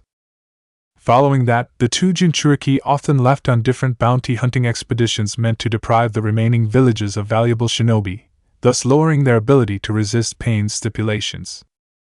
They returned to Amegakure frequently to report back to Pain and find out the status of the ninja world, and after having 2 years to settle into a routine, Naruto's presence was requested by the orange-haired man. The blonde made his way through Amegakure to Pain's tower, having been enjoying a brief rest at the house he and Fu shared, courtesy of the orange-haired man himself. The pair of Jinchuriki had been dating, though the term had a very loose definition for shinobi, since shortly after Pain had exerted his control over the hidden rain, and although the relationship had been strange in the beginning, it had settled into something comfortable that Naruto enjoyed being a part of. His thoughts were derailed when Konan greeted him in Pain's place. She beckoned for him to follow her, and he did so silently, wondering as to the peculiarity when the blue-haired woman led him to the building next door. They climbed up to the top floor, where Konan moved aside and allowed him entrance to a room he'd never seen before. The doors slid shut behind her, and in the dim lighting, Naruto could barely make out the distinct forms of what appeared to be 6 pods. "What is this place?" he wondered. "My sanctuary," came the reply, the voice sounding strangely tired. Naruto squinted into the darkness, but a light flickered on above him to reveal an emaciated man strapped to a strange machine, limp red hair hanging about his face. "Welcome, Uzumaki Naruto." The Jinchuriki slowly walked through the room, glancing into the pods as he passed. Each one was occupied by a black-clad figure with orange hair in varying styles, multiple facial piercings, and the strange eyes Pain possessed. He vaguely recognized the body which had met with him and harrowed to fight Hanzo, as well as the spiky-haired form of the man he had come to associate with Akatsuki's leader. Konan passed him and came to stand beside the red-haired man. "This place, that body." His eyes darted to look at the spiky-haired form before returning to the figure before him. "You're the real Pain?" "You could say that. Pain is merely an alias with which to spread my ideals. I am Nagato, and I have been leading Akatsuki since before you were born." Nagato's speech was slow and methodical, and combined with his poor physical condition, Naruto wondered how old he really was. "Well, I guess I should thank you then. You know, for not killing Fu and me. Your gratitude is unnecessary, given your continued loyalties. I believe it is I who should thank you for your dedication to my vision." He was interrupted by a fit of violent coughing, and the blonde could see a trickle of blood dribbling from his lips. Naruto almost asked if the older man was okay, but the answer to that question seemed obvious. Konan also appeared visibly concerned, which was a change, given her usual stoic demeanor, standing a little closer than necessary to Nagato and sparing him a worried glance. Instead, the Jinchuriki waited until Nagato appeared settled before voicing the question on his mind. "If I might ask, why did you call me here?" Nagato nodded slowly. "Yes, to business. I am not long for this world. The consequences of using the Gedomazo have reduced my body to the sight you see before you. As such, the title of Amekage needs to be passed on in order to maintain the balance of power amongst the nations. I am appointing you as my successor." There was silence in the room as both Akatsuki members stared at Naruto, who appeared to be processing Nagato's words. He blinked. "What?" Then he blinked again, and the message seemed to penetrate the haze pervading his mind. "What?" "You will become the Nidaime Amekage," Nagato reiterated. But I don't know anything about being a Kage," protested Naruto. "I'm a hunter, not a ruler. I'm not even 20 yet. Why me? Why not, Konan?" he floundered, pointing at the blue-haired woman. "Konan has decided to oversee the populace of Otogakure, which will remain allied with Amegakure," Nagato replied. "She doesn't feel she has the constitution to remain here in a position of power." Truthfully, Konan had confided that she didn't think remaining in control of the country her 2 closest friends had grown up in and died for was something she could handle, and that passing the torch on to Naruto and supporting him from a distance was the best idea. The redhead continued, In addition, when my absence is discovered by the other Kages, Konan's reputation, even as a member of Akatsuki, will not prevent them from rebelling against Amegakure even harder than now. You, as the Kyubi Jinchuriki, possess such a reputation. You also believe in the ideals of myself and my friend. Nagato's eyes flickered over to the spiky-haired body's pod, and Naruto wondered if that pain was Yahiko, making you a prime candidate to uphold the beliefs we have strived so hard to achieve. Your strength and your charisma will continue to keep the people of Amegakure free from strife and war. What about the Biju? Nagato shook his head. You will be unable to utilize the Biju Kinjutsu that was employed to destroy Konoha. I will speak to the other members of Akatsuki about their role in the future, but I would not assume their cooperation upon my demise. You will have to stand on your own power in order to maintain peace. Naruto grimaced a little at that. The losses of half a dozen S-class nuke Nin and the threat of the Biju technique were mighty ones, but considered the offer. He hadn't been trained to be a diplomat. The only thing he really knew was how to kill, how to stay alive. Then again, the past 2 years alone had given him a fair idea of how the other countries operated under Pain's threat, making him aware of what he could expect from them as the Amicage. Plus, he still had Fu and Harrow at his side, not to mention Konan for support, and a tentative alliance with Sunagakure. He sighed, but looked up at Nagato with determined blue eyes. Fine, I'll do it. Nagato had passed away not long afterwards, bequeathing the title of Amicage to Naruto in a public announcement so as to assure there wouldn't be another civil war within the Hidden Reign. Konan had left to Otogakure, and with the loss of its leader, not to mention Itachi, who had died some time before Pain due to an illness, Akatsuki had disintegrated. Rumors had still abounded of the activities of men dressed in black cloaks with red clouds, and Naruto had often received intelligence reports of a potential uprising in one of the other hidden villages, only to be followed several days later by the quelling of said uprising. With evidence of massive explosions or missing organs or no visible external injuries decorating the corpses of murdered shinobi. He and Fu had continued to run missions to instill the fear of the living Jinchuriki into the hearts of his enemies, and Harrow had become both his advisor and an infiltration specialist, when the situation called for such skills. None of them had ever run into any of the former Akatsuki members, and Naruto wasn't sure whether to be relieved or disheartened at the lack of contact. In a strange way, he sort of missed his old teacher, though he doubted Kakuzu shared the same sentiment. Suddenly, the trapdoor that opened into his office slammed against the floor with a bang, causing the blonde to turn around and raise an eyebrow at the panting Amy now in the room. Amicage-sama, gasped the shinobi. An intruder! Tall, BL black cloak! Before anything else could be said, black tendrils emerged from the opening in the floor and wound around the man. He was lifted into the air as a large figure ascended the stairs into the room, an unconscious Rain shinobi wrapped in more tendrils being dragged along behind him. Hello, brat, breathed Kakuzu. Your security is lacking. Naruto sat in his chair with a small grin in place. Speak of the devil. There aren't many people who can stand up to you, Kakuzu-san. Wham! The years apart have not taught you much. Kakuzu growled, retracting his hand from his pupil's scalp and letting the blonde raise his head off the desk. A round, red mark decorated the center of his forehead, repayment for the barb at the former Takinin's age. Harrow cleared his throat in an attempt to disperse the strange atmosphere in the room. Ah, Kakuzu, if you could. He gestured at the two shinobi in the man's grasp. The nuke Nin released his prisoners wordlessly, green eyes fixed on Naruto. Harrow signaled to the single, conscious shinobi that everything was okay, and the man took his cue to leave, doing so in a great hurry. Both thread users engaged in a silent stare-down. Finally, Naruto said, So, what are you doing here? I have come to see if your mediocre skills have deteriorated. A glint sparked in Naruto's blue eyes. You're challenging me? Yes, though I doubt it will be challenging. Naruto stood up from his desk abruptly. It's on. Harrow resisted the urge to slap his palm to his forehead.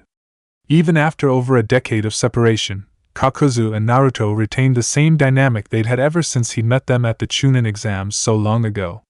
The cobalt-haired male hurried after the duo, curious despite himself to see the outcome of the battle. So where's your other half? Behind his mask, Kakuzu scowled. Despite their animosity towards each other, Haiden had never left his side during his travels over the years. Kakuzu's assumption was that the Jashinist wished to somehow convert him to his religion, though he privately wondered if Haiden hadn't stuck around just to annoy him to death. With your better half, he retorted. Naruto grimaced at that, though it was more because the thought of Haiden in his household with Fu was a bad one than out of any animosity Kakuzu's barb was supposed to invoke. After Kirigakure had finally stopped trying to rebel against the ultimatum for peace several years ago, there had never been any conclusive evidence as to why it had stopped, although a mix of rumors involving Akatsuki and the loss of the Hidden Mist's legendary swordsman and swords had spread like wildfire. He and his wife had decided to try for a second child. Their daughter was only 3 years old and still very impressionable, and Haiden's religious yammering and cussing would not be appreciated while Fu was watching over their youngest. That aside, Naruto hadn't actually expected such a definitive answer from Kakuzu. I'm surprised. I thought for sure you would have left Haiden in pieces in a ditch somewhere. Kakuzu almost laughed.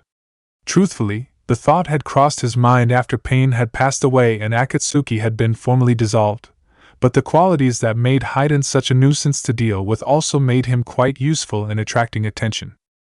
In turn, that made the process of collecting bounties much smoother, as he could reap in larger quantities at a time, and without having to spend time looking for wandering Jinchuriki, the Nukanin's funds had increased dramatically.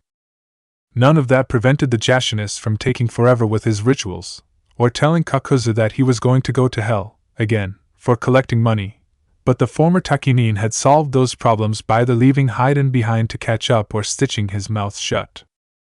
Without any more orders to follow, Kakuzu had been free to once more enjoy the bounties of life, and even with Haiden trailing him everywhere, he had done so with aplomb.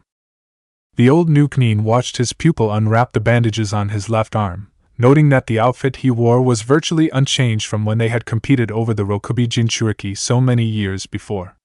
He had been disappointed, perhaps, when Naruto had chosen to remain in Amegakure with Pain over the life of a free-roaming bounty hunter.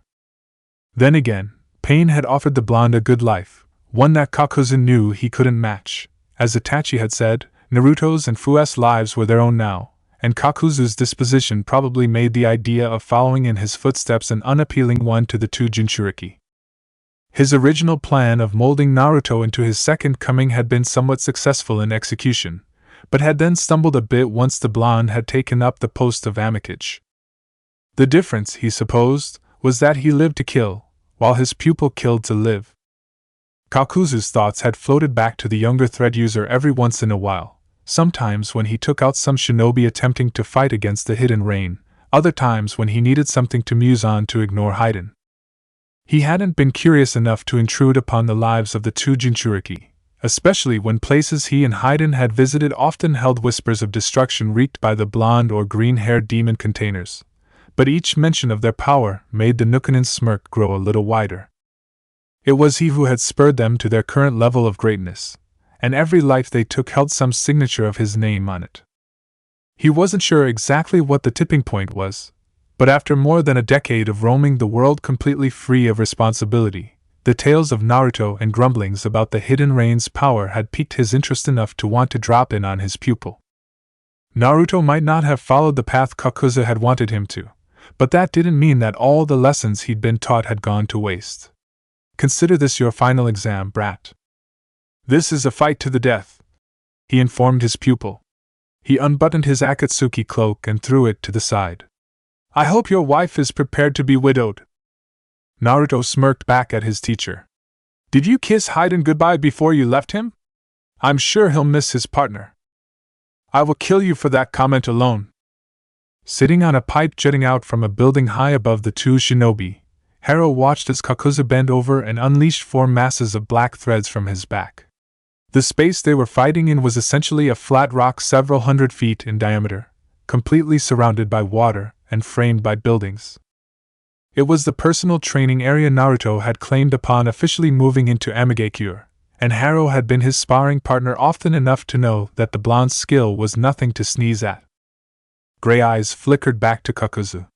Then again, Kakuzu is a powerful shinobi in his own right, and he probably taught Naruto a lot of what he knows.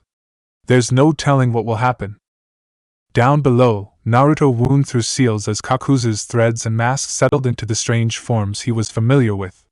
4 clones materialized, and almost immediately they abandoned their positions as wind, fire, lightning, and water rained down upon them. The blonde ignored the varied elements, choosing instead to charge at the older man in a burst of speed. "Whatever taijutsu you attempt will be worthless," Kakuzu commented. His arms extended in a staggered maneuver meant to catch the blonde after he dodged the first fist, but Naruto dropped to his stomach instead. "You never know," he retorted, sending his fists underground.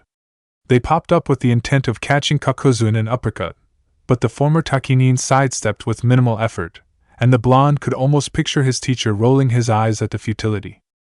Kakuzu grabbed the tendrils extending from his pupil's forearms, preventing the Jinchuriki from retracting his limbs. He paused for a moment to observe Naruto, as if measuring his worth. "Given how easily you were maneuvered into this position, the outcome of this battle seems apparent. The title of Kage seems to hold no meaning in this age."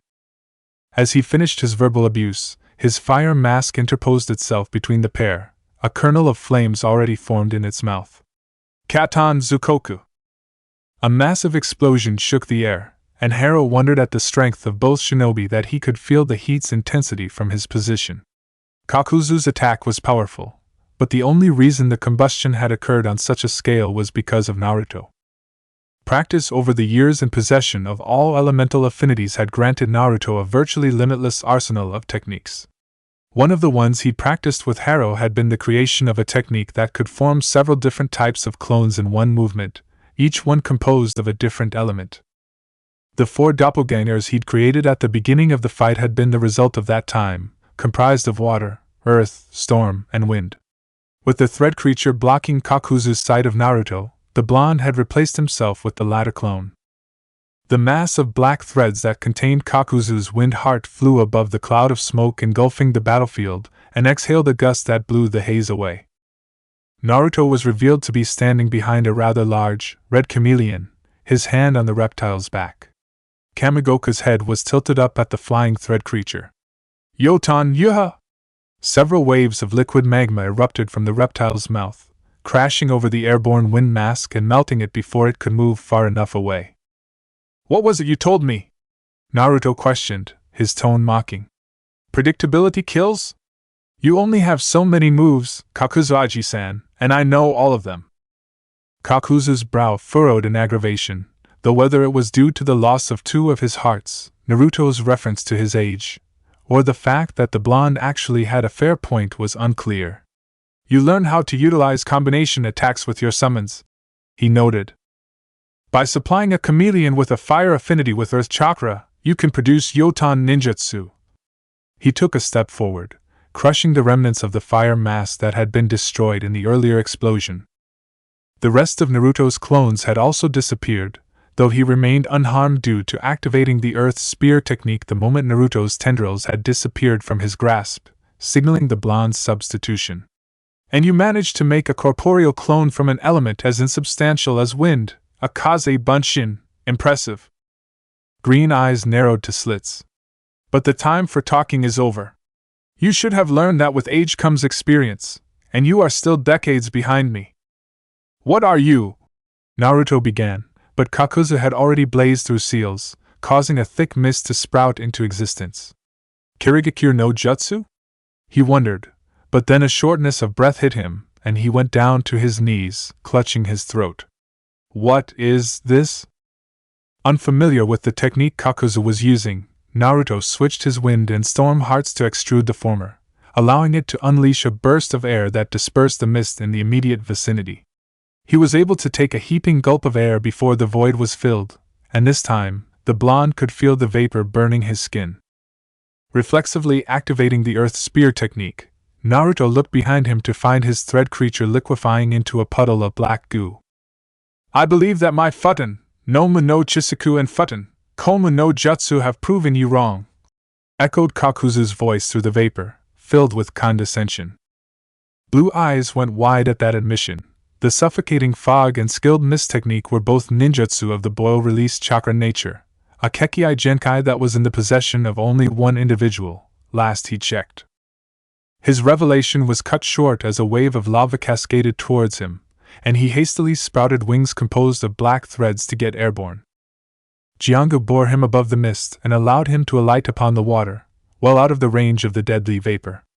Even though the evidence pointed to Naruto's suspicion being right, he couldn't stop himself from asking, Did you kill the? Curved vortexes of water rose to skewer him, and only his continued usage of the earth's spear technique prevented him from being killed. Kakuzu came charging out of the mist, his remaining 2 masks placed in the spread of threads on his back that accompanied his change into the long-armed form. Both limbs lashed forward, boxing the blonde in, and making him a prime target for Kakuzu's lightning heart to unleash a lightning release, false darkness. Naruto dropped the earth ninjutsu and encased himself in a kazekyu, simultaneously negating the incoming electricity and blowing Kakuzu's arms away from his personal space. His earth heart slipped out of his body, and as it dove towards his teacher in a feint, Naruto allowed Jiangu to form around him in a parody of Kakuzu's form. His fire and water masks situated themselves above each shoulder. Bring it on, Kakuzu, this won't be like before. To his shock, a massive length of black tendrils ripped through Kakuzu's sleeveless top and wound about his thread creature.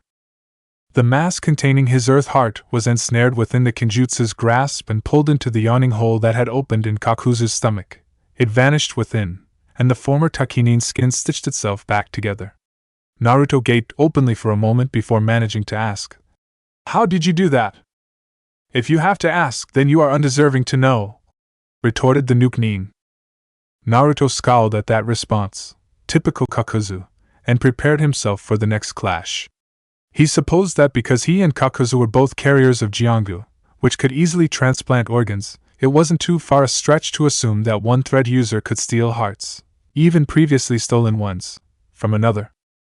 After all, he remembered, he had transferred a heart into Kakuzu's corpse after the man had died. This was practically the same thing. Still, it wasn't a move he would have expected. Now he knew to keep the rest of his hearts at his side. Not only could Kakuzu steal them if they roamed autonomously as thread creatures, but they were far more vulnerable in that state, and he was currently down 2 hearts to his teacher's 1. I can rectify that, he thought, but I'll need a couple seconds to charge, and the minute he sees me making seals, he'll attack. That meant that he would have to take the offensive and find a way to stall his teacher long enough to get off his attack. He almost snorted at the likelihood of that actually happening. The playfulness and time for exchanging barbs with Kakuzu passed in light of the man's seriousness.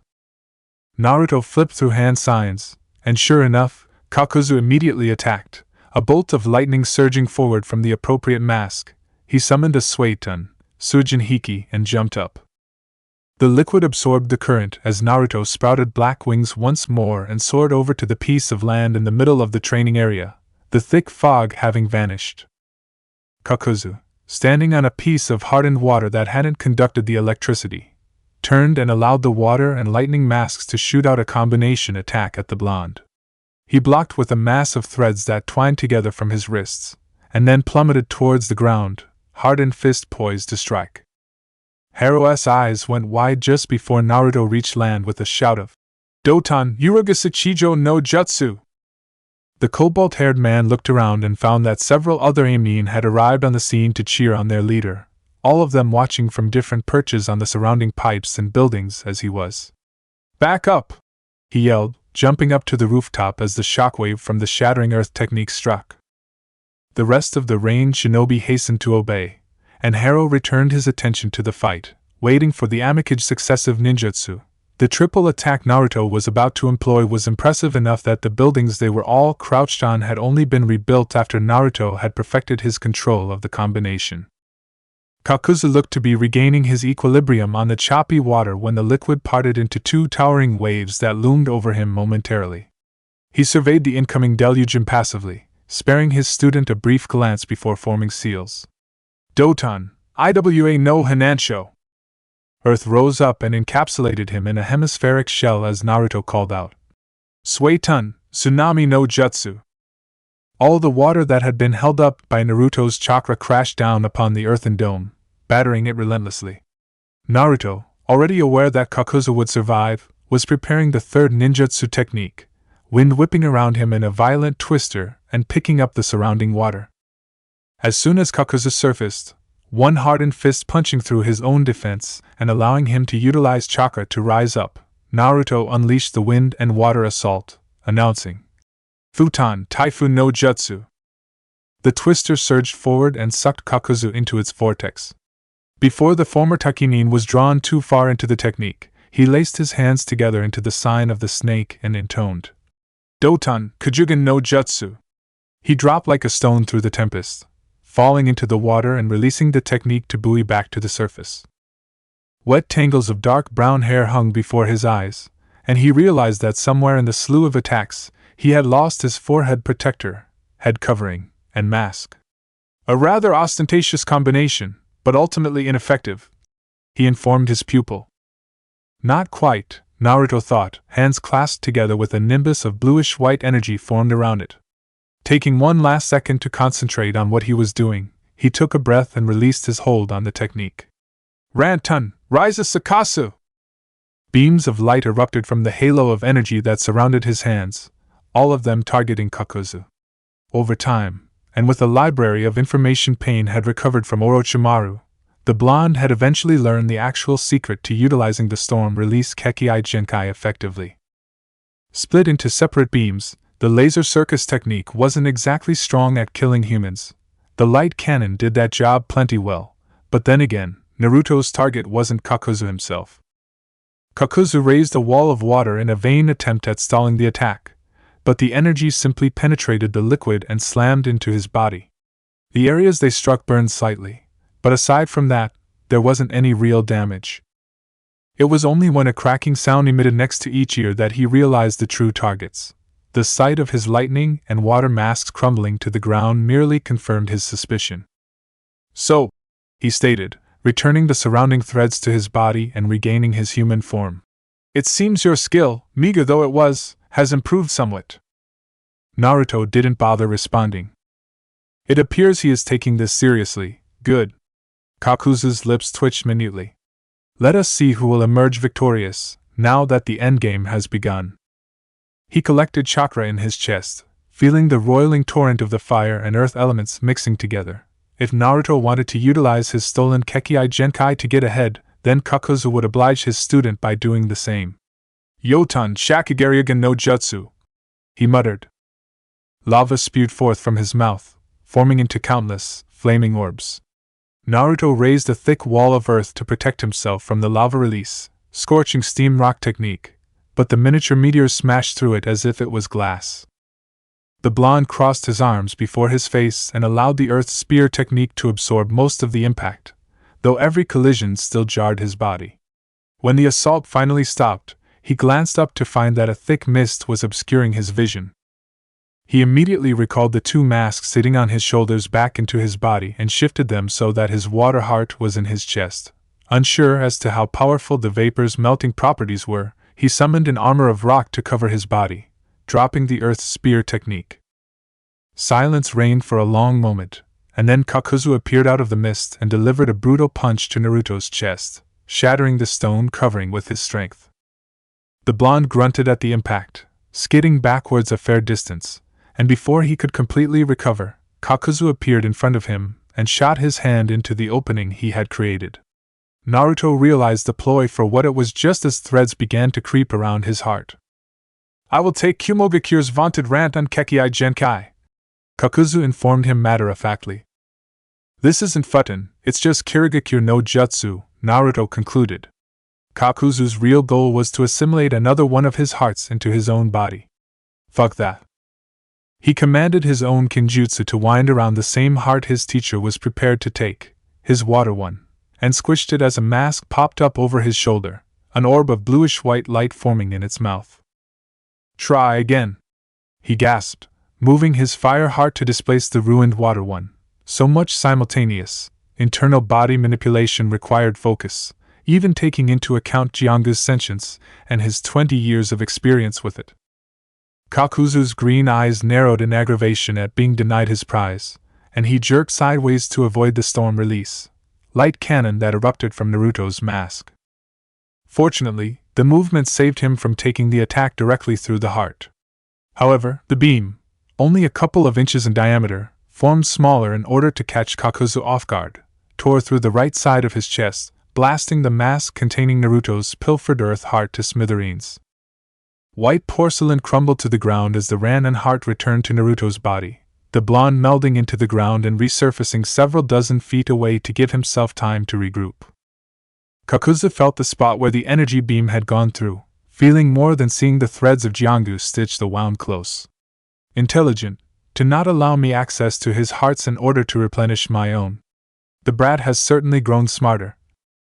Similarly, Naruto ran a hand over the spot Kakuzu had inserted his hand, failing to repress a shudder at the invasive feel of his teacher's kinjutsu in his body.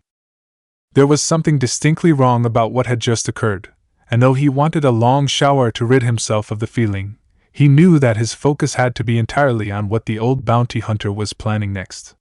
Kakuzu was unlikely to give up on trying to get at least one of his hearts in order to gain the upper hand. But he could take advantage of that moment, he realized. After all, in the previous exchange, both had lost a heart, but Naruto was still up one heart on his teacher. If he could maneuver the former Takinin into a position where his greed for a heart would override his other impulses, then the blonde could do another one-for-one trade-off and still emerge victorious. He finalized his decision just as Kakuzu finished a series of hand seals, and suddenly the water surrounding the flat rock they were on began to bubble and boil, steam rising off it in waves. Naruto could feel the heat emanating from the pool of hot liquid from his position far from the edge of the rock, and he wondered if people possessing advanced chakra natures such as boil or lava release were born immune to the sweltering temperatures incited by their bloodlines. The water level began to slowly rise, and Naruto knew he needed to put his plan into action immediately in order to stop whatever tactic his teacher was trying to employ. Wind swirled around him to materialize into a trio of Kaze Bunshin, all of whom charged at Kakuzu to engage in a taijutsu battle. They wouldn't stand too much of a chance, because the older male was far better with hand-to-hand combat than he was, but they merely needed to stall for several seconds. With Kakuzu temporarily distracted, the Kyubi Jinchuriki sprouted black wings from his back and took to the air, rising above the man and extruding his fire heart, leaving his storm one in his chest cavity. An orb of flame formed in the mask's mouth, and Kakuzu seemed to know what was going to happen, for he immediately ran through seals. A hollow pillar of magma erupted from the earth with him at the epicenter, aimed to engulf the blonde. There was a huge buffet of air as Naruto's wind clones were dispersed by the technique. Instead of using slicing wind, the blonde had created these doppelgangers with blunt air, and Kakuzu, eyes on his pupil, was blown off his feet by the force of the currents. From his position on his back, he observed Naruto's fire thread creature sacrifice itself to his lava release, eruption technique, the blonde releasing a full-body violent wind palm to propel himself towards the ground. As Naruto descended upon him, years of instincts had his skin take on the dark discoloration of the earth's spear technique. Whatever plan his blonde pupil had, there were only a handful of techniques that could actually break through the hardening maneuver, and, given the blonde's propensity for wind jutsu, he doubted his protégé's idea took that factor into account. A second later, the former Takinin was surprised when he felt the threads of Jiangu pierce his hardened flesh. Naruto knelt over him with numerous black tendrils extending from the stitches in his forearms, the blue-white lightning crackling down their lengths giving them the appearance of live wires. The kinjutsu had perforated his legs, arms, and torso, keeping him pinned to the ground, and one more was quivering a hair's breadth from his last heart. Clever, Kakuzu allowed, channeling chakra through Jiangu in order to negate the defensive properties of Doton, Doma. Predictability kills, Naruto told him quietly. His blue eyes were hard with resolve, and Kakuzu met them with a measured gaze. After a moment, he laughed darkly. How true, he granted, closing his eyes. So, it appears as if the pupil has surpassed the master. He has exceeded the expectations I had for him. Naruto was no longer the young boy he'd taken from the forests of the Land of Fire, nor was he the childish adolescent fighting for his mentor's approval and the destruction of a village which had slighted him. He was an adult, the ruler of a nation, and the world, in a way, and apparently, the stronger shinobi. The old Nukenin waited for the final blow to come, but when it didn't, he opened his eyes.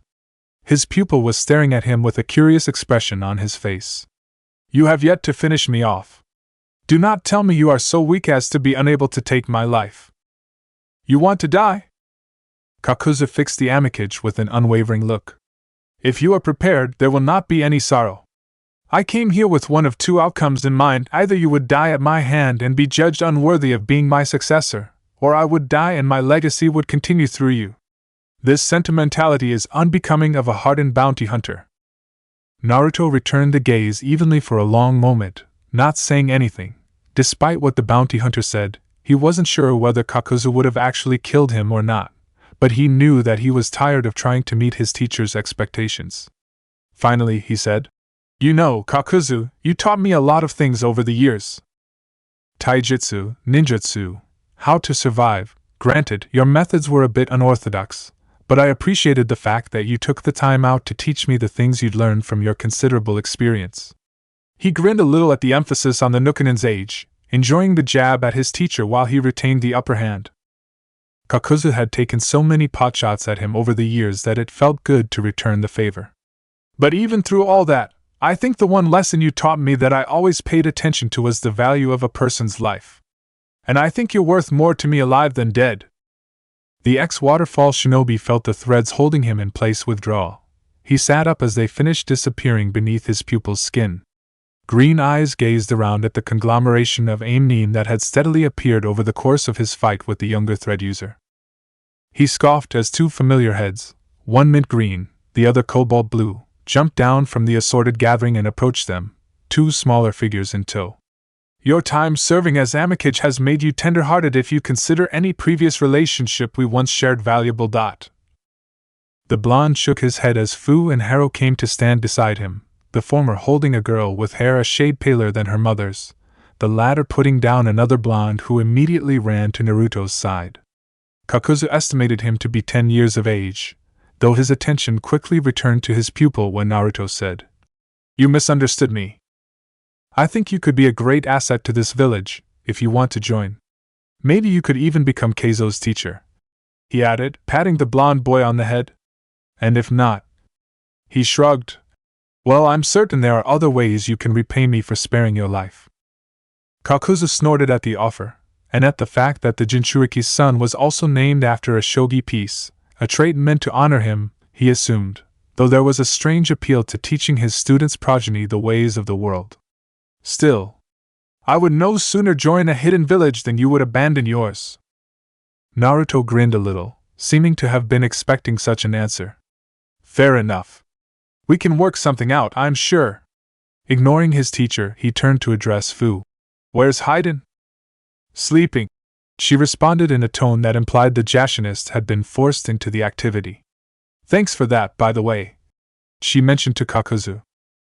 The bounty hunter hummed carelessly, ignoring her dryness. Naruto interposed himself back into the conversion, prompting, "So, the Mizukage, huh?" Kakuzu made a non-committal noise in response. "You know, we were having a lot of issues with Kiri, and then, after rumors of Akatsuki showing up there sprouted, there were no more issues. I did not do it for you, if that is what you are implying," snapped the older thread user. "She was a lucrative, challenging target, with 2 Kekkai Genkai to her name. Any repercussions of her demise were merely coincidental."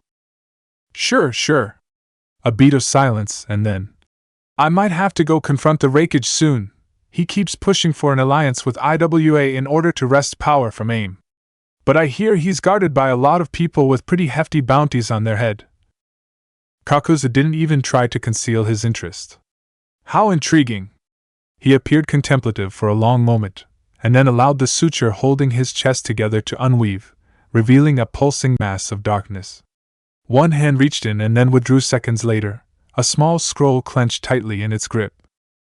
As his chest was stitched back together, he tossed the object at his pupil.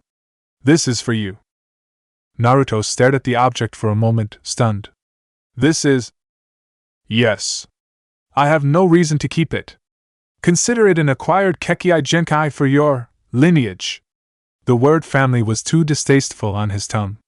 He stood up and moved to grab his Akatsuki cloak, which was waterlogged, dirt-smeared, and possessed a plethora of rips and holes. Heedless of the condition, he shrugged it on and closed the front. Keeping his back to the small group, he stated, Naruto, you have grown into an impressive shinobi. We have not always seen eye to eye, but it is gratifying to see that you became some semblance of the man I intended you to be. The blonde nodded solemnly, and though he knew Kakuzu couldn't see it, he thought his teacher could sense the motion regardless. To have the old thread user acknowledge him by name and praise him, it was the sort of thing he'd sought for most of his life. Thanks, Kakuzu. Kakuzu pretended not to hear him. I will take Haiden with me, he may yet prove useful in Kumo. He began walking away, offering a departing intonation of Haro, Fu, Naruto, until the next time our paths cross.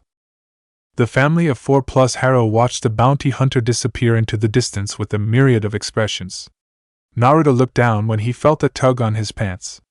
Keizo was glancing up at him curiously with blue eyes. Dad, who was that? Naruto placed a hand on his son's head. That was my old sensei, Kakuzu, the greatest bounty hunter the world will ever see, and the closest thing you'll ever have to a grandfather. Keizo absorbed this information silently before asking, Will we ever see him again? The older blonde looked into the distance where his former teacher had vanished. I don't know, he admitted, but I hope so.